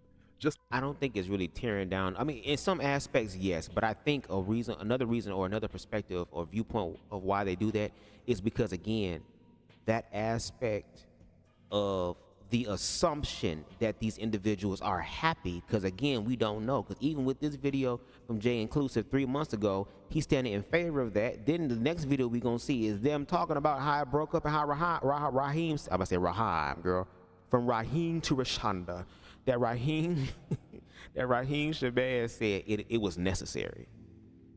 So you have these individuals who do not open up their mouth and talk about how they work through shit. Because if it's going to be relationship goals, girl, how did y'all become relationship goals? Y'all met fucking on set. And I'm not saying that love can't be met. It's hoes that found love in this club, in the church. You can find love anywhere. And I'm not going to say that Rhyheim and Elijah did not love each other. But do I believe it's the love that they portrayed that they have? No. No. And no shade. I mean, again, these are assumptions. And of course they're going to be assumptions until somebody opens up their mouth and actually spills what's actually going on. So, you know, for the people who are judging them or wishing damnation or just seeing them and is jealous because they're insecure with themselves and want them to be destroyed so they can feel better about themselves, to those people, then yeah, I understand the aspect of don't judge in that way. But again, that shit bleeds out because a lot of people in the world expect for people who are desirable to look like the men on the screen. Those are the symbols of desire. Not everybody's gonna look like that. If I was in the damn picture, girl, my ass would be right there at the damn bottom, girl. I'd be the shortest motherfucker. I'd probably stand on my tippy toes and shit and do this.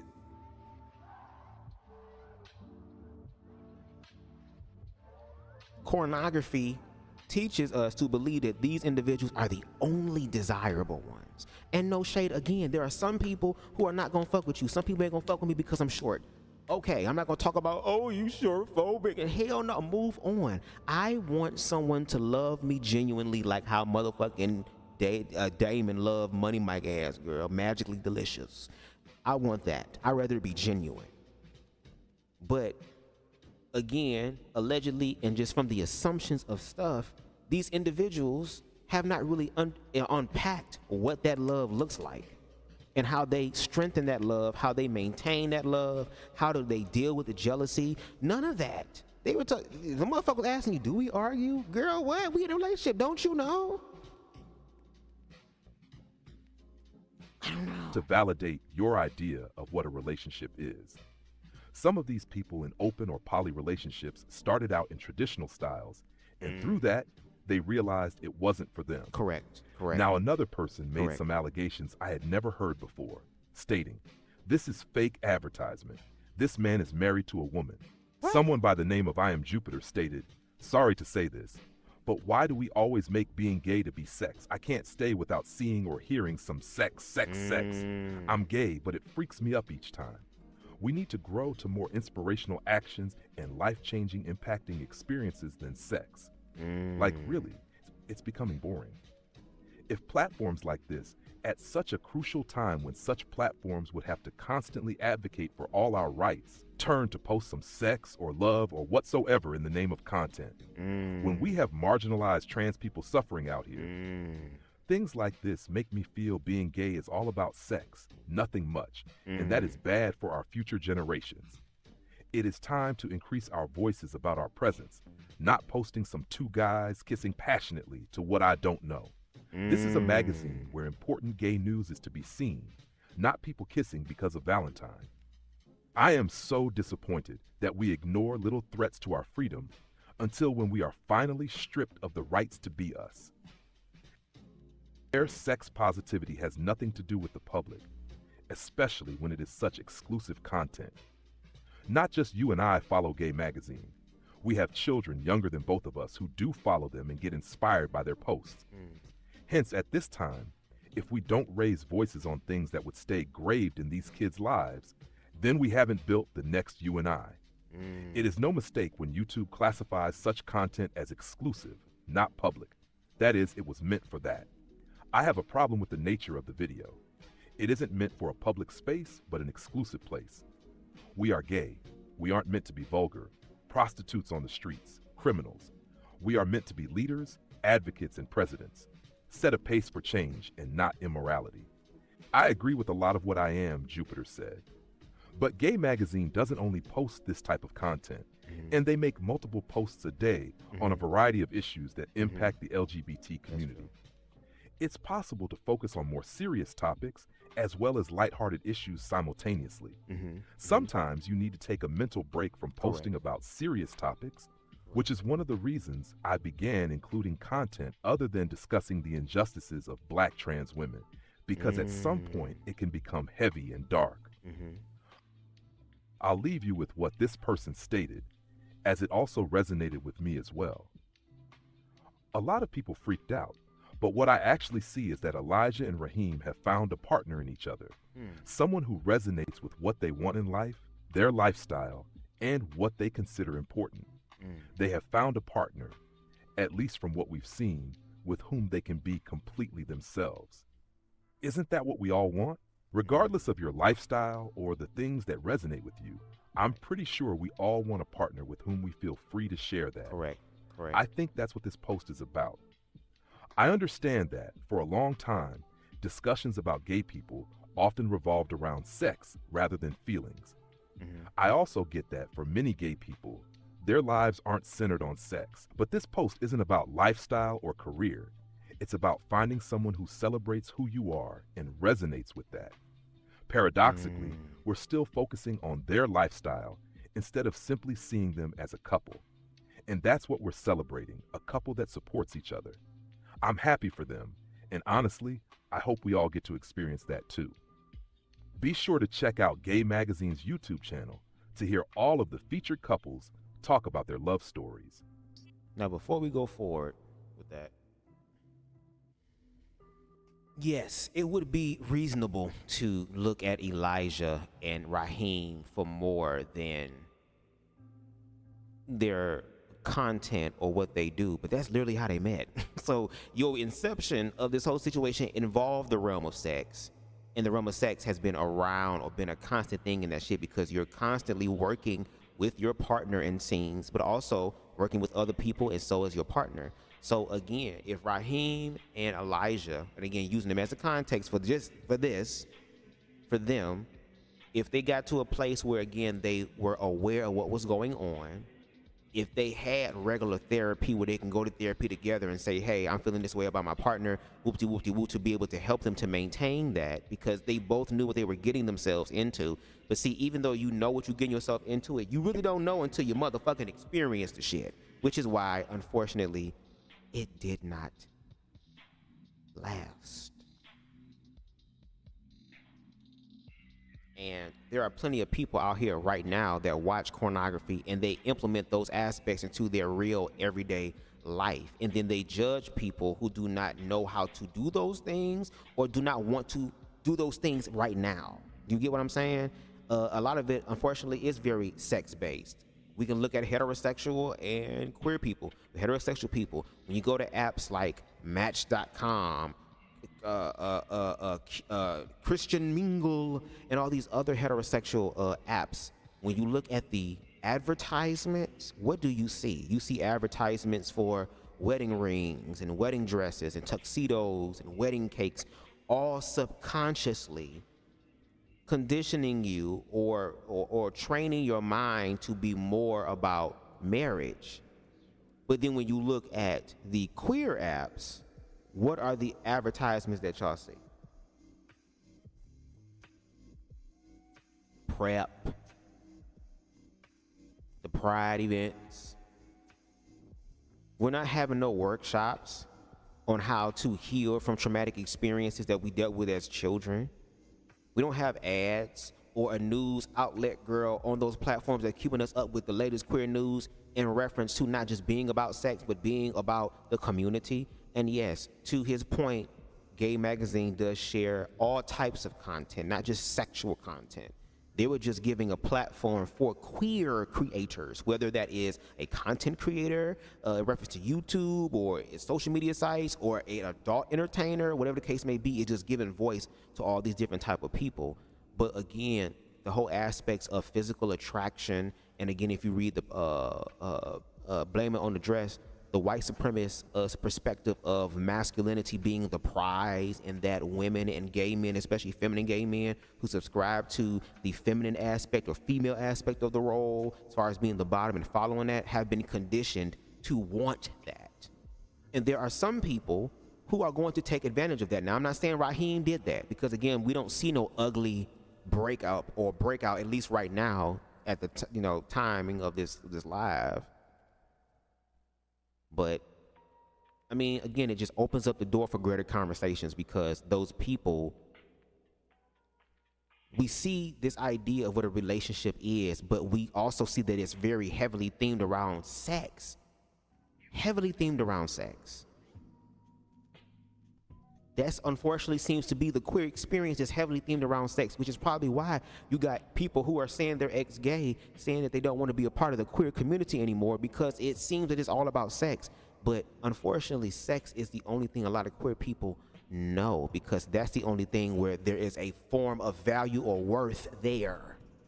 Not for the actual person, not for who they are and what they bring and their dreams and goals and aspirations and gifts, but just simply on how fat your ass is, or how slim your waist is, or how big your chest is, or all these other temporal, lustful things. Because are these individuals still showing up for you the same way they did before the nut? Because when post-nut clarity kick in, there's a lot of different awareness that you wasn't there, that you didn't know before, because this motherfucker was speaking more than this one. And again, I'm not saying that it's not impossible for someone to be in a relationship where both partners are in a relationship with each other and they both do adult entertainment work. There are some people who mentally and emotionally can compartmentalize all that shit and just say, this is just a job. I fuck these hoes how I fuck, but the way that I fuck these bitches and how I fuck you is two entirely different things. I ain't gonna have your ass talking about something, I wish he fucked me like that. No. But again, shout out to Elijah and Rhyheim, and I'm using again their situation as a springboard, because a lot of us emulate our relationships based off of sex. We want that partner that's physically attractive. We want that partner that we can show off or compliment us and our status. And then on top of that, you got motherfuckers, girl, who fucking other people, girl. No shade. Hale said, now this is true because I'm of the belief that my best friend is one of my soulmates, and she is a woman. She and I are kindred spirits. There's a lot of different spiritual aspects that I think we need to realize as well. I genuinely prefer being alone. No shade. I do want to hopefully attract, a romantic situation, in that regard. But until then, I like my own space. I like my alone time. I like being by myself. You know what I'm saying? And I think my future partner gonna have to understand aspects of that as well. I'm not gonna be all up underneath you all the time. Now I will have my moments. Well, I will. Because the way that I'm setting my life up, I want to be able to put in my work and go hard in my work for like 7-8 months, and the rest of them other months, girl, I get to chill and relax. So I want my partner to also have their own life. I am not your world, nor are you mine. You have your own world. I'm just a continent in that bitch. I'm a continent in your world. I'm not the whole globe. I'm not the sun that revolves around. I'm a part of your part of that. Well, I'm part of it. So I want my partner to be able to do their own shit. I'm gonna do my own shit. Have your own life. You want to go travel and stuff? Yes, go ahead and travel, because eventually I have to trust you. And there will be opportunities where I have to trust you. Now, if you fuck up what we got, bitch, that's on you. But I also want you to have your own life. I don't want to be controlling. I don't want to be an individual where you're going all the time and shit. Of course, I want to be able to know where you're going sometimes, make sure you're safe. But I ain't trying to micromanage your damn life. Go have fun. And then when we have our time, we'll have our damn time. And I will enjoy it to the fullest. Or in the words of Andrew Caldwell, the fullest. He'll say, I've been husky ever since the 5th grade. A little stomach meat never stopped me from getting hollered at. LOL, not bragging, just saying. And again, that's why I'm saying, when you love yourself, somebody loves you, baby. Oh, somebody loves you, baby. Oh, somebody love you. Somebody gonna love me. Somebody gonna be like, baby. Somebody gonna be like, I just love when I put shit on the top shelf and he just run and jump and he got hops and he grabs it. I just love how my man is short, girl. He be short, girl, but he be folding me up, girl. And even the shit I'm saying is themed around the realm of sex, and that's maybe because I ain't have none, girl. I'm over here operating like a Christian, girl. I'm talking about sex against it, but in the mind, girl. I'm all type of horrors. Let me stop. But yes, in the words of Miss Pearly, shut up, bitch. I know somebody like it. Okay? That sounded like some respectability politics. TFT says I gotta bounce. At my Taco Tuesday destination, I'll pick back up replay. Cool, Beans. Thanks for being in the building. T. We got Medusa in the building. What's going on, Medusa? Hello. Glad to have you here. You're in time for the second video. Now, the first video, again, we saw. Let me see if I can change the music, girl. The music. Let me see if I can change the music. The music. Put on my other background music, girl. Hold on. Because I want to switch it up. Y'all know I like music playing in the background, girl. Because when you play music in the background, bitch, you start tapping into that subconscious mind, baby. You start touching that second hole. Okay, that second one. Anyway, let's continue with this one, girl. Let's just fade this one on out. Let's fade her out. Let's go ahead and get this one going. There we go. All right. Please make sure y'all hit that like button, okay? It helps the channel to grow in the algorithms. We are at 885 subscribers on the road to 1K, bitch. We're going to get there this year. No shade. Hit that subscribe button if you like the vibe over here. Make sure that notification bell is hit as well, and click all so that you don't forget my edited and live content. Screen record and share on your platform. Just tag me in it. And if you definitely want to contribute to the platform, you definitely can. $signs BubzDaGawd on CashApp. I take everything that jingle and fold and in between. But anyway, let's get back into the video. Okay, we almost done, y'all. Shout out to y'all. Do you guys fight a lot? Do we fight a lot? Yeah, we fight. Oh, yeah. There is a 14-year age difference. I was gonna say, if I go forward, I'm sorry. The first video we saw was the video months ago about the reactions to, again, the Gaye magazine interview with Elijah and Rhyheim for Valentine's Day. Now, this is the video that was done, I want to say, within last week or whatever, again, from JEiiNCLUSIVE. Make sure y'all subscribe to him or them and follow them, shall I say, on the platform, on their platform. Okay, dope ass content. I love the way that they think, their perspectives. Make sure you give them a subscribe and a view, and tell them that BubzDaGawd sent you. Okay, let them know who sent you into the situation. Okay, but let's go ahead and get back into the video. Difference between the two of us. Welcome to another episode of JEiiNCLUSIVE. Please share, like, comment, subscribe, and set your notifications on so you are alerted every time I upload. Back in February, fans of Gaye magazine were divided when they featured Rhyheim Shabazz and Elijah Zayne in their Valentine's Day couples series. Some felt as though the two were not a good representation of black gay love, while others praised the publication for featuring non-conventional gay relationships. Well, earlier this month, Rhyheim revealed in an interview with Mike Dupp on a Tuesday that he and Elijah are no longer together. talk about you and your boyfriend, Elijah. Are you guys still together, not together? We are no longer together. No longer together. No longer together. It's a no, yeah. It's a no. How was that? How was that process? How was the, how long were y'all together? It's fresh. We were together for 4 years. 4 years.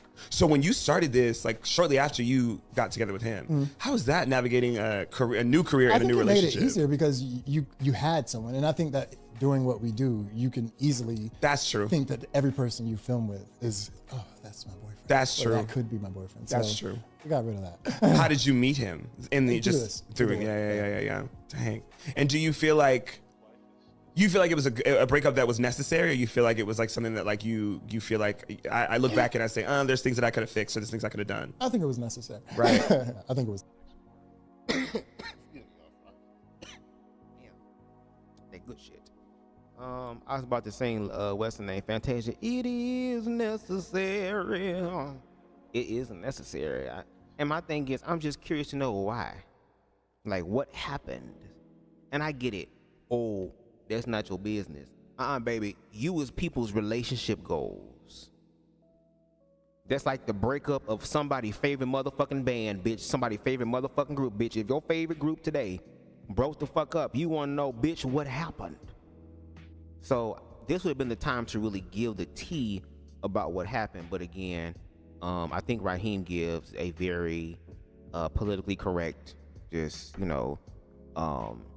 Matthew knows School of Media Training as response. No shade, because again, he's in the entertainment industry, so he knows or whatever. And he's not obligated to really share anything, but I'm just saying, girl, if we relationship goals and we seeing y'all fuck passionately and y'all talking about y'all shitting, girl, and now you on the interview and y'all not together, you got to be able to deal with the fact that people want to know what happened.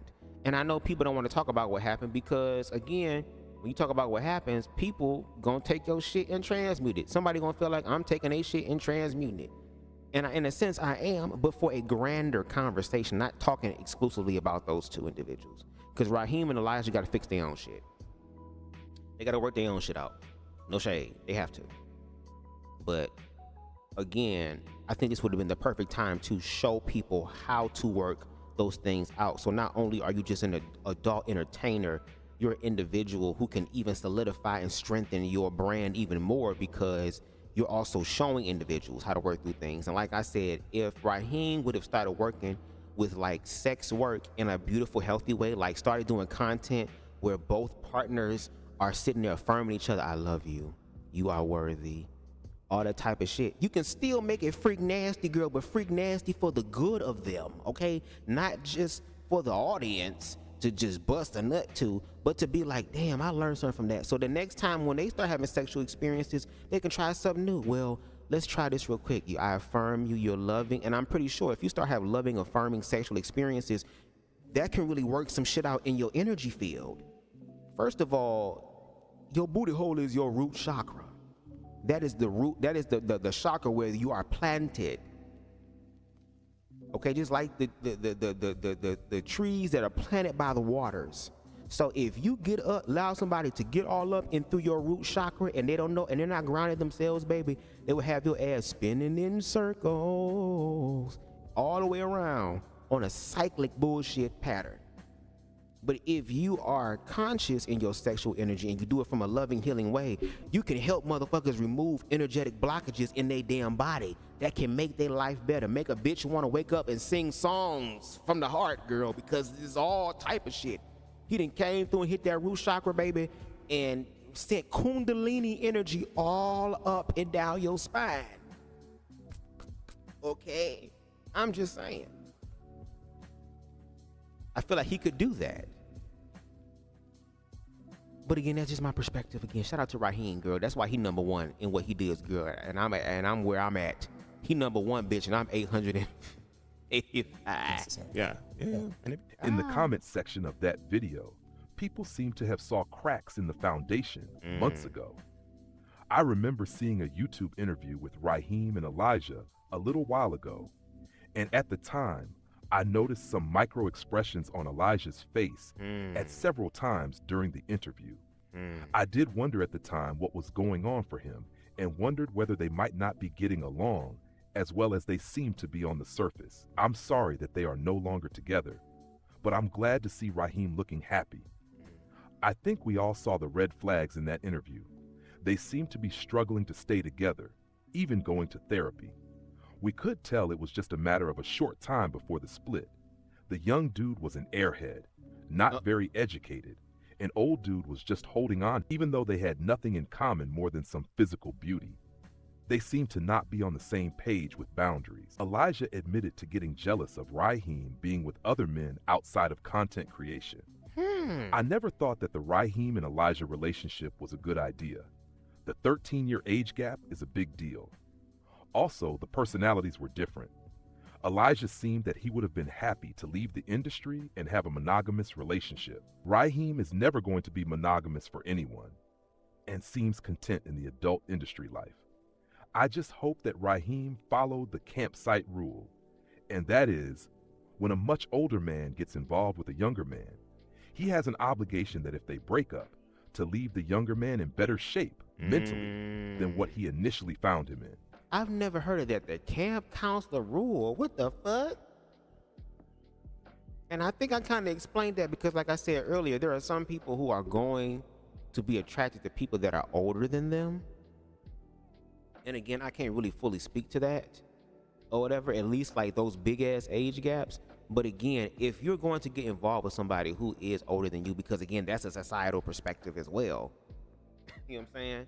And the motherfuckers that would judge that shit about two adult men who happen to be, you know, in a 13-year age difference, gonna sit here and demonize them for that. Meanwhile, living in goddamn fucking states, girl, where you can marry motherfuckers at a young age. So it's very interesting to me, girl. So no shade, these are two adult men, but still there is an age gap there. And I think JEiiNCLUSIVE is gonna say something later on in the video to where I'm like, that I can see that, because again, we're just assuming, all of us are assuming what it could be, and we're just assuming based off of what it is that we've experienced in our own lives or the conversations that we had with other people. But until we know the actual tea, we can't say for certain. We can't say for certain. We can't say for certain, girl, what it is. So again, this is just assumptions, but also giving us as queer people the opportunity to start having those real conversations. Like all that information that was pumped into the comment section, we need to start amalgamating that and having lives and being like, okay, let's talk more about that. Tell me about your romantic experiences. What have you been through? What did you deal with? And from that experience, also ask questions. What did you learn from that? What hurt you the most about that? What was revealed to you in that moment, especially now that you have retrospect? But there are some people who are still energetically holding on to shit that happened to them 5, 10, 15, 20 plus years ago. And it be motherfuckers that we all, every single one of us in the goddamn comment section can find attractive. We all gonna find somebody attractive. I don't give a fuck who you are.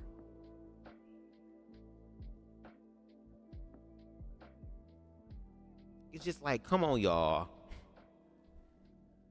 There's so much deeper, and y'all like deep shit. Y'all like deep in your body. Y'all don't want to go deep in here. You don't want to go deep in here. And until we start going deep in here and deep in here instead of deep in here or in here, and for some freaky motherfuckers in here and in here, and if you some sick, twisted, cannibalistic shit, girl, the eye socket girl, I don't know, but it needs to be more than that. Yes, certain, and lifefully, girl. I told you Andrew Caldwell be coming through some twos, girl. I be watching his shit and be falling asleep to it sometime, watching Doozies, I forgot his name, D's Doozies, him, and motherfucking old girl who does League of Liars. I need to stop doing that, girl. My tongue be feeling weird anyway, girl, when I be talking, girl, sometimes. I'm thinking like, girl, this bitch really trying to fall on my spirit. And please take your time, queen, as far as your internet, because you can always catch the replay. Medusa says, my favorite gay couple is Eric Hopkins and Beyonce. Their communication skills is beautiful. Eric Thompson is with Beyonce? I don't even know who Eric Thompson is. Let's continue the video, y'all. We almost done. Relationships, no matter if they are open, poly, or traditional, they all end for many reasons. Infidelity, growing apart, the younger person in the relationship feeling as though they want to experience life outside of that relationship. That part. Addiction, financial reasons, whatever the case, no relationship is perfect. Correct. But social media will fool you into thinking that. It's cool to praise black gay love, but calling online couples relationship goals or looking at them as your favorite couple, back in the day, some people thought Diddy and Cassie were couples goals, and look where we are today. Now, no shade. We just got to be just honest here. It's very interesting that 3 months ago it was, oh, they're happy, they know who they want, you know, they look like they doing good, woo, and like the example you just used, Cassie and Diddy girl sitting there smiling.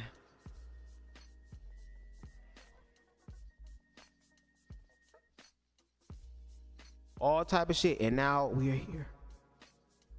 That's why I think people were kind of clocking it. That's why they were able to see, quote unquote, the cracks in the mirror, because they were seeing the cracks in the mask of this performance aspect.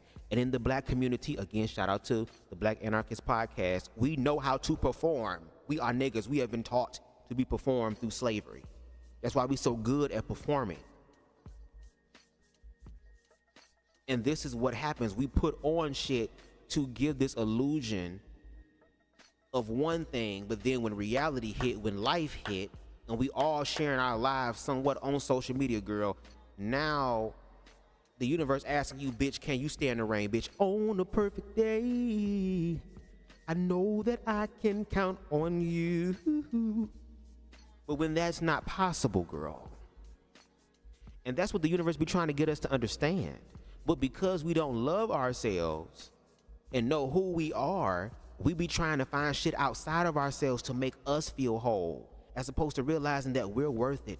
And again, as an individual who is growing in his self-love, for the rest of my life, I'm learning to accept that more. But that's a beautiful thing, because the more that I grow and learn, the better life will become for me. Just because I had shit happen to me in the past does not mean that my past is going to repeat itself unless I'm not aware of it. But if I can hide behind muscles, if I can hide behind the perfect jawline, if I can hide behind the perfect physique, if I can just pretend and assimilate like the world tells me to, my life will be better. And yes, financially, yes. Materially, yes. As far as the love and the adoration and all this other stuff of being adored and stuff, yes, that will all grow.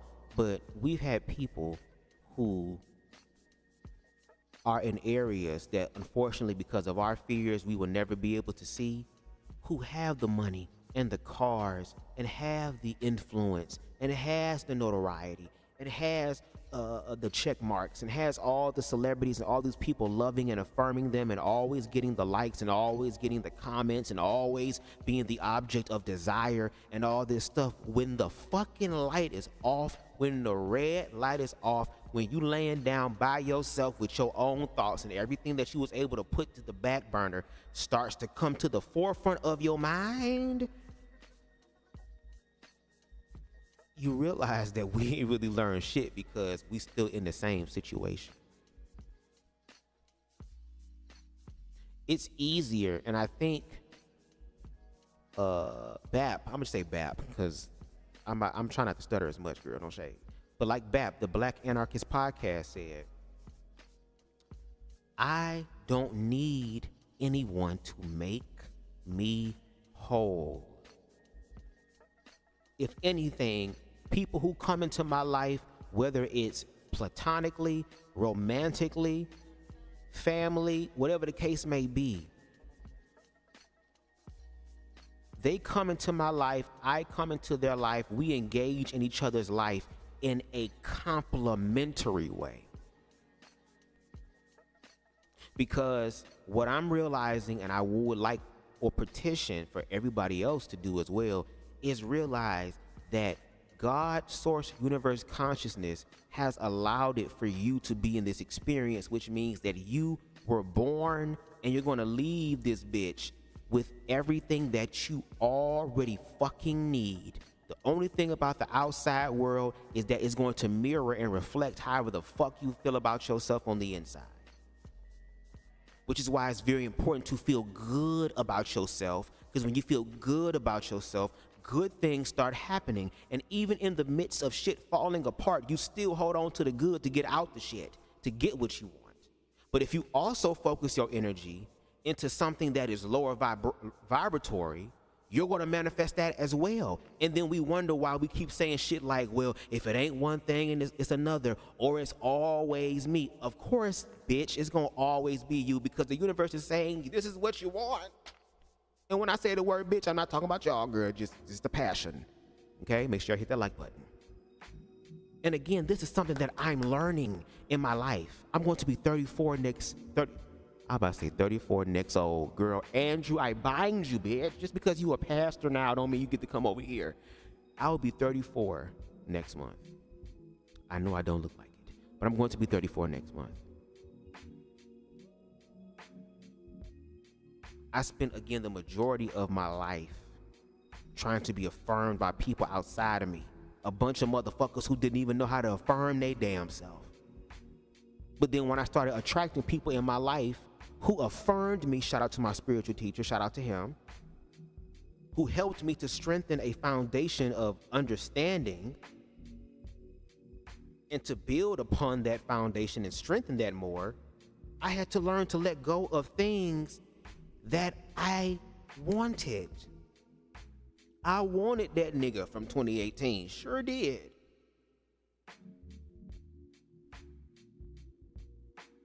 And because I don't have a new experience, my mind do replay on certain aspects, and not just with him. A few motherfuckers that I did enjoy being around before shit hit the fucking fan. But when I think about that, I don't think about that in regards of, oh my God, they gonna never be me. No, girl, if anything, I'm using those experiences to make me feel good, because this is what I deserve in my life, is someone to give to me exactly what I give to them. I'm just learning to become more aware of it, and I encourage y'all to do the same thing.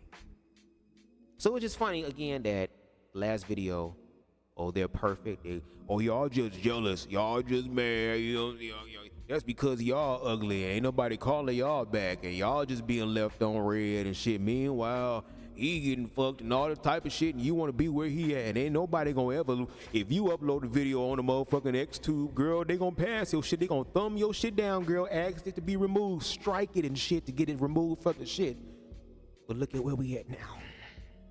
And now all of a sudden, everything that looks perfect, because again, someone said they're the perfect couple, and it was only perfect because it made your dick hard.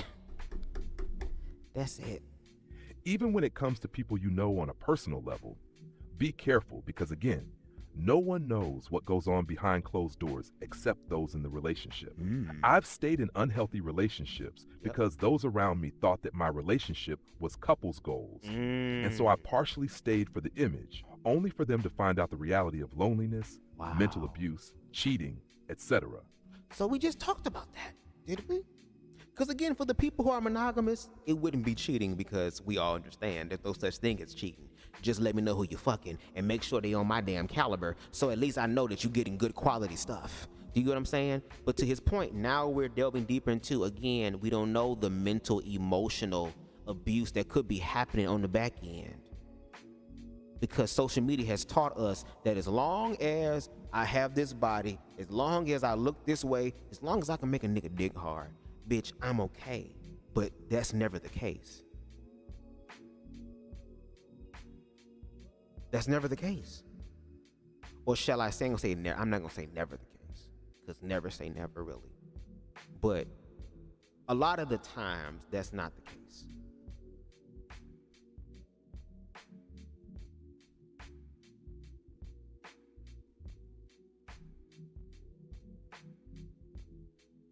And I think that even with gay men, and just, if you really want to keep it for real, like I said, as far as gay, straight, whatever the case may be, we as black men, regardless of the sexual orientation, have been conditioned to value masculinity, to value the idea man or ideal male. Why do you think there's so many of us in the gym?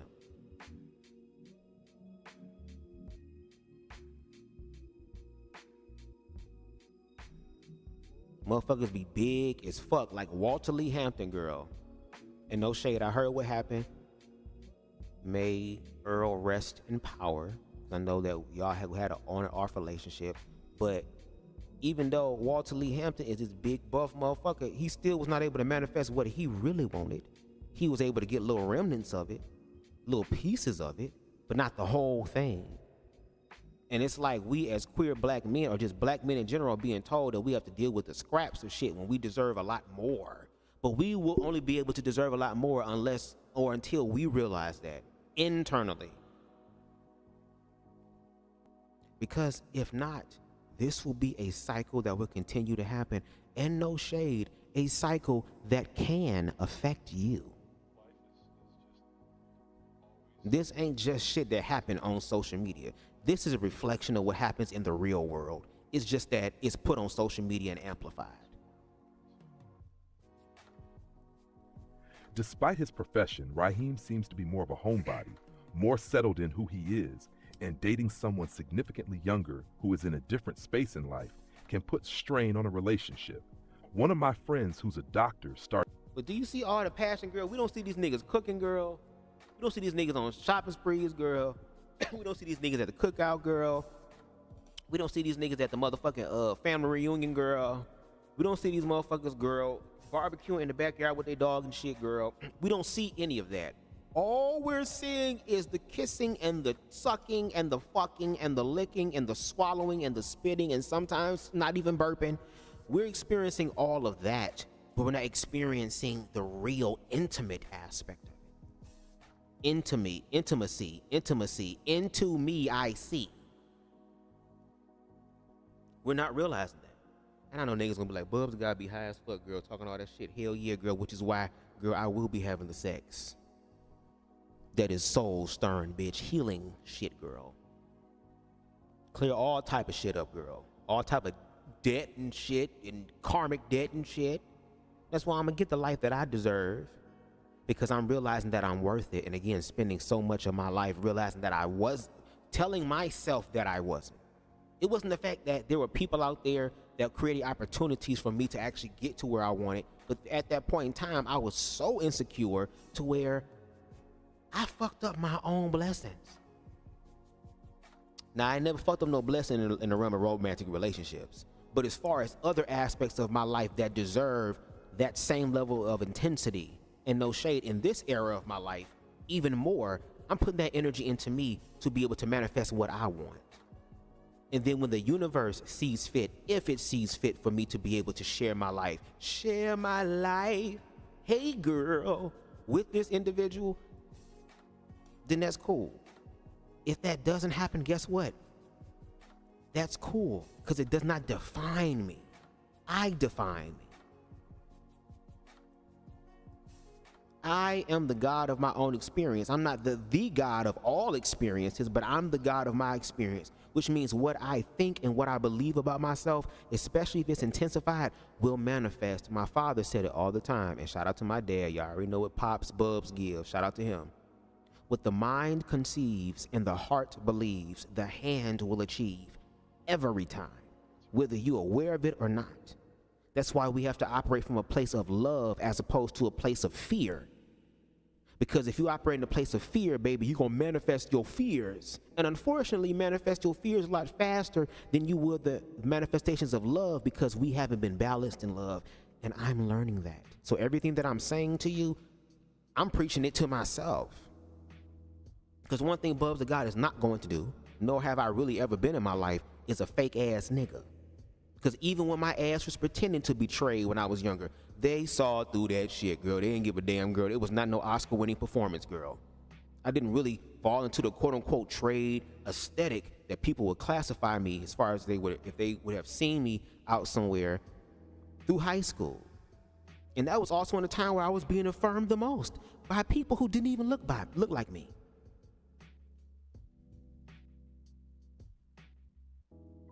But again, shout out to the queer content creators that are creating videos and lives and content to be able to bring this conversation to a greater helm. Again, shout out to, and I think we done with the video, y'all. No shade. We done with the video. I don't even have the music play on this one, do I? No, I don't. Is it even on here? Yes, it is. There we go. Cool. But again, shout out to individuals like Mari, Anton, Dyquel. Shout out to the Alfred platform. Shout out to Nico's Aesthetic. Shout out to JEiiNCLUSIVE. Make sure y'all go ahead and support BAP again by buying his book, Blame It on the Dress, The Manufacturing of Black Homophobia and Performative Masculinity. I am so proud of myself that I got that shit right, hopefully. Make sure y'all go ahead and check him out. Dope ass content creator, especially for you individuals who are activists. You might want to subscribe, girl, because I think he's going to also start dropping legal advice that's going to be very important for people like me, girl, especially with this fucking reign that's fucking happening. But I also want to say this, make sure that y'all stay on the lookout and have y'all notifications bells clicked to all, okay? I need you to click it to all, okay? Because I will be dropping my trailer for my project. I'm aiming for, hold on. Excuse me. I'm aiming to drop the trailer on the first week of June, because you know next month gonna be Pride Month, so you know motherfuckers on they been to show the fuck out, girl. Low key, girl. They about to put Pride inside of Grand Theft Auto 6, and you got motherfuckers talking about, do you know what's gonna happen when we see the Pride shit? They gonna take all their damn violence out in the video game, and for them hoe ass niggas, bitch, y'all hoes better take it out in the video game, bitch, because there's some faggots, girl, that shoot back and know how to hit center mass, girl. No shade. And there's some other girl. Let me shut the hell up. But anyway, y'all make sure y'all stay tuned to that. It's definitely gonna be something different. It's going to be very dark. It's going to be very gory, very graphic, very visceral. It's gonna be very psychologically disturbing. There's gonna be a lot of mind fucking going on against your will. It's gonna be a lot of shit in this damn monologue that I have, because again, I'm not reviewing the book. The God of White Supremacy is going to narrate and review it, not me. I'm creating a character. I'm giving y'all a whole production, bitch. I'm about to manifest myself into the God of White Supremacy. And I know that name sounds corny, but the way that ChatGPT got this motherfucker set up to talk to y'all and shit, y'all gonna wanna fight me. I'm like, damn, bitch, this is a character, girl. This ain't me. I don't believe this shit. Don't whoop my ass. The fuck? Don't fuck me up. But what's going on, Ken? What's going on, Pimpin'? Hope all is well with you. But yeah, make sure y'all again stay subscribed to it. It's gonna be very dark. I feel like some of y'all not gonna be able to really handle it, and that's okay, because we gonna get into all of it, bitch. Even with me reviewing the chapters that I am gonna review, because I'm only reviewing 3 chapters. If y'all want me to review the entire book as far as my interpretation aspect of it through the God of White Supremacy, girl, not me reviewing it, but them, y'all gonna have to, girl, don't shade, you gonna have to donate to the platform, girl. It took me weeks. I'm still working on the final edit of my monologue, girl. Each video gonna be like 25, 30 minutes long, and I'm doing a total of, I think I have the teaser trailer, which is gonna be the prelude or whatever it's called, girl. It's gonna be that. Then we got chapter 1, chapter 2, and chapter 5, and then I have one last video that is gonna be like a glimpse into the future. So it's gonna be different. If you love Tales from the Hood, bitch, it's gonna be on some shit like that. It's gonna be bloody, gory, all type of shit. I'm trying to find, or I'm utilizing different AI models and websites and applications and stuff to be able to create some of the imagery that I want. Of course, it still has to be safe for YouTube, and I'm low-key a little bit nervous about putting this shit on YouTube, because the way this motherfucker finna be talking to y'all, girl, he gonna be talking about y'all like y'all ain't shit, because the God of White Supremacy in this context sees us as just play toys, girl. Play toys to play with, to fuck, to manipulate, girl, and found a way for us to be able to manipulate ourselves, and it's getting off so hard on it, girl. It's gonna be very, very dark. So I don't want y'all to be looking at Bubz like, Bubz, girl, what? And no shit, I told you. Motherfuckers who've been bullied intensely in their life have something known as a dark sense of humor. I have a very dark sense of humor. I don't even show it on this platform, because if I show it on this platform, girl, everybody be wanting to cancel me, girl. No shade. That's why I low-key can be in spaces where motherfuckers be talking all this shit, girl, because I survived those experiences, became better from those experiences, and then on top of that, girl, if we gonna talk the shit, bitch, let's all talk our shit. Let's be like Mad TV, bitch, back in the day where everybody get talked about. Let's do a motherfucking Comedy Central roast, bitch, where everybody gonna be talked about, everybody gonna be on the program, everybody about to deal with some bullshit, girl, everybody about to feel the bullet spraying, girl, every single one, including me. So, we have a dark sense of humor, girl. A dark-ass sense of humor, but I'm learning to channel that into my art.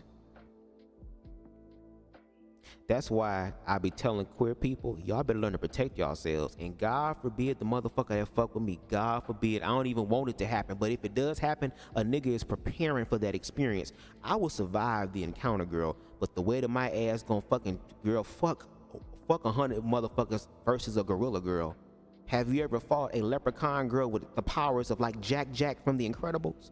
Who could turn into 4, 5 different motherfuckers on your ass, girl, break your ass down from the kneecaps up, bitch. Every time you walk past Fisher-Price, girl, you shaking and shit, girl, and having shit flashbacks, and eyes and shit be twitching and shit, cause you, all that type of shit. No shade, girl. But I'd rather put it into my art. And that's what I'm gonna do. So this is gonna like give you guys a preview of like what I'm really trying to manifest in the long run. I'm gonna show y'all my acting skills, girl. I'm over here rehearsing these monologues. When I tell you, bitch, it's a whole production, girl, I'll be sitting over here on ChatGPT, literally putting the voice on, girl.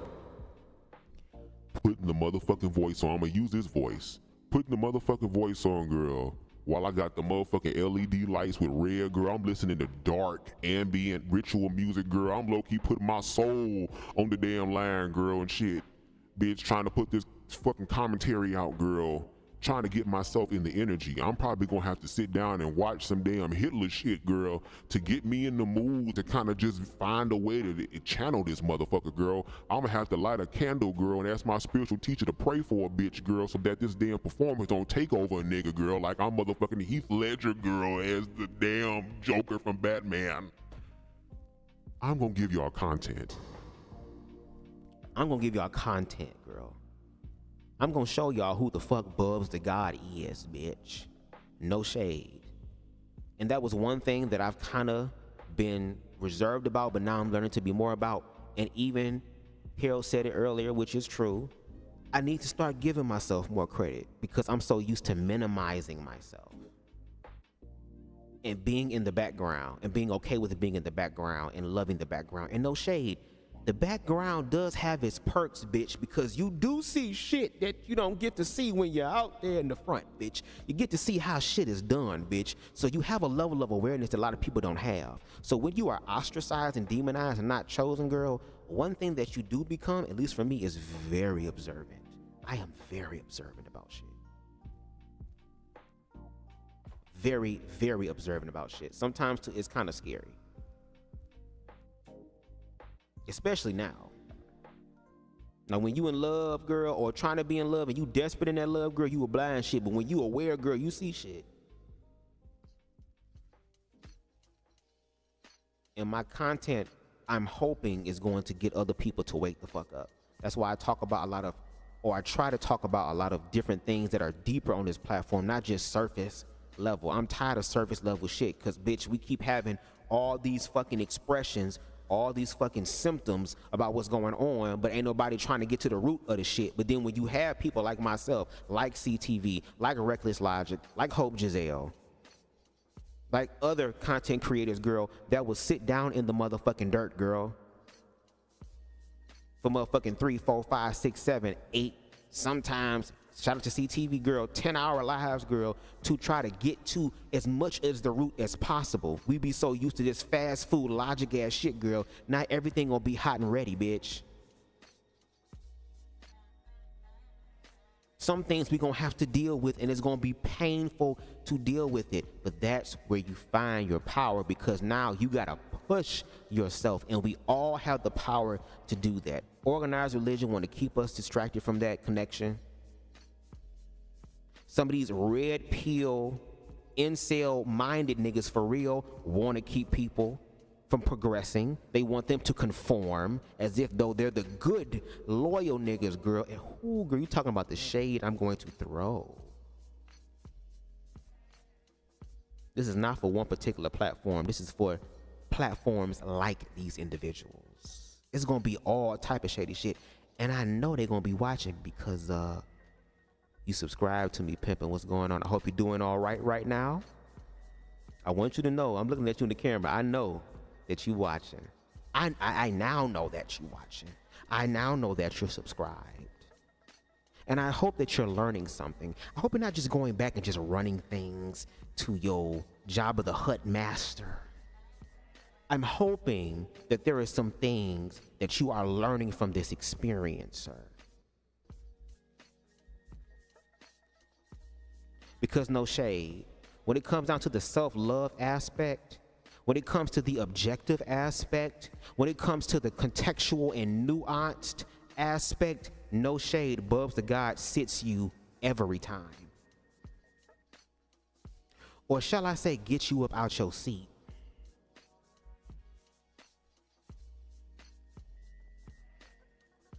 But anyway, yes, make sure y'all hit that like button, girl, so that y'all can stay tuned to my commentary, to my uploads, to my creations, to my manifestations, okay?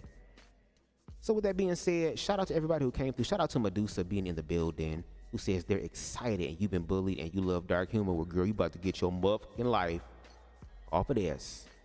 Shout out to Boy Crazy in the building. Shout out to Ken in the building. Glad to have you here. Shout out to Queen Stevie in the building. Yes, yes. Be lifeful. Be lifeful. Be lifeful. In the name of thee, oh, he is worthy to be praised. Girl, shout out to Hero Girl. Yes, hit that Cash App. Who else we got in the building? Shout out to T for T who was here. He gonna have to catch the replay. Shout out to him. Shout out to Kimani's Way. Appreciate having you in the building. Hope to see you back again. Shout out to King Deshaun. I think that was everybody else. Let me see, because my comments can only go up to so much. I think that was everybody. Oh no, the Black Anarchist Podcast. Shout out to you being in the building. Make sure again, y'all, buy his book. Support Black queer content. Okay, let me see. Shout out to Twan in the building. Twan. Shout out to you. I think I said Boy Crazy already. Shout out to you. Shout out to Aries in the building. Shout out to Queen Spicy in the building.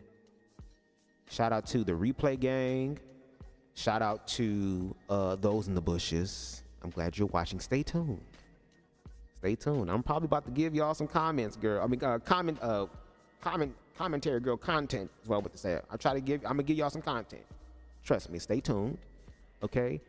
If you can, please make sure you hit that like button. Again, it helps the channel to grow in the algorithms. We at 885 on the road to 1K. Slowly but surely, baby. And don't y'all love that slowly but surely, girly? Especially when it's Mr. Nasty time. What time is it? It's the nasty time. Ikaro Shande, Ishkatai. Okay.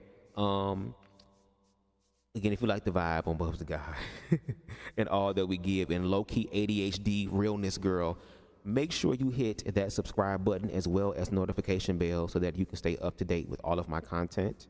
All right. If there's anything I said in this live that stuck with you, sticks with you, girl, you want to drag me, read the fuck out of me about, girl, I give you permission to use my content. I'm not no punk ass bitch, hoe ass nigga who's gonna sit here and strike your shit. Okay, you can use my content. Just make sure you tag me in it at BubzDaGawd so that I know it's real. And again, if you feel compelled, you can definitely hit that Cash App, $BubzDaGawd, okay? And as I drop this project, if you want to see me interpret through my, mindset or viewpoint or I guess vision as far as my delivery of this book, we can definitely talk more about it. And if so, girl, y'all gonna have to help pour into the program or pour into the the project girl. I'm not saying it gotta be thousands of dollars. Now, if you want to give, if you just feel that compelled to just drop it on a nigga like that, girl, I mean, I would definitely take a girl, because I can definitely upgrade my equipment and shit, because I have ideas. I'm trying to upgrade shit, no shade. So if you feel like you want to do that and you've been blessed by the universe and you want to give a little bit to get a little bit more, definitely would take that. But again, if you want to see the full manifestation of the entire book, yeah, you have to invest, no shade. It takes time, effort, and energy, and I'm gonna need for that to be, you know, rectified that way, but no shade. So again, thank y'all so much for coming through with the video. Shout out to Rhyheim and Elijah. This was not meant to denigrate y'all, to demonize y'all. Again, I'm speaking through assumptions, edutainment purposes only. You know the truth. Elijah knows the truth. We would like to know the truth, but regardless of whether you tell us or not, you know the truth. But I thank you for your experience in your relationship, because it was able to, at least for me in this context, open the door to have a springboard conversation. And again, I'm not going to be able to completely dismantle a situation in one live, but it's one step closer or one brick removed from the foundation that's fucking all of us up. So yeah, I'm gonna do my part. But anyway, y'all make sure that y'all enjoy the rest of y'all Tuesday afternoon, or evening, shall I say, sorry. And until next time, everybody, peace. I can be anything I choose in this round. We are a sound vibration too deep to tell.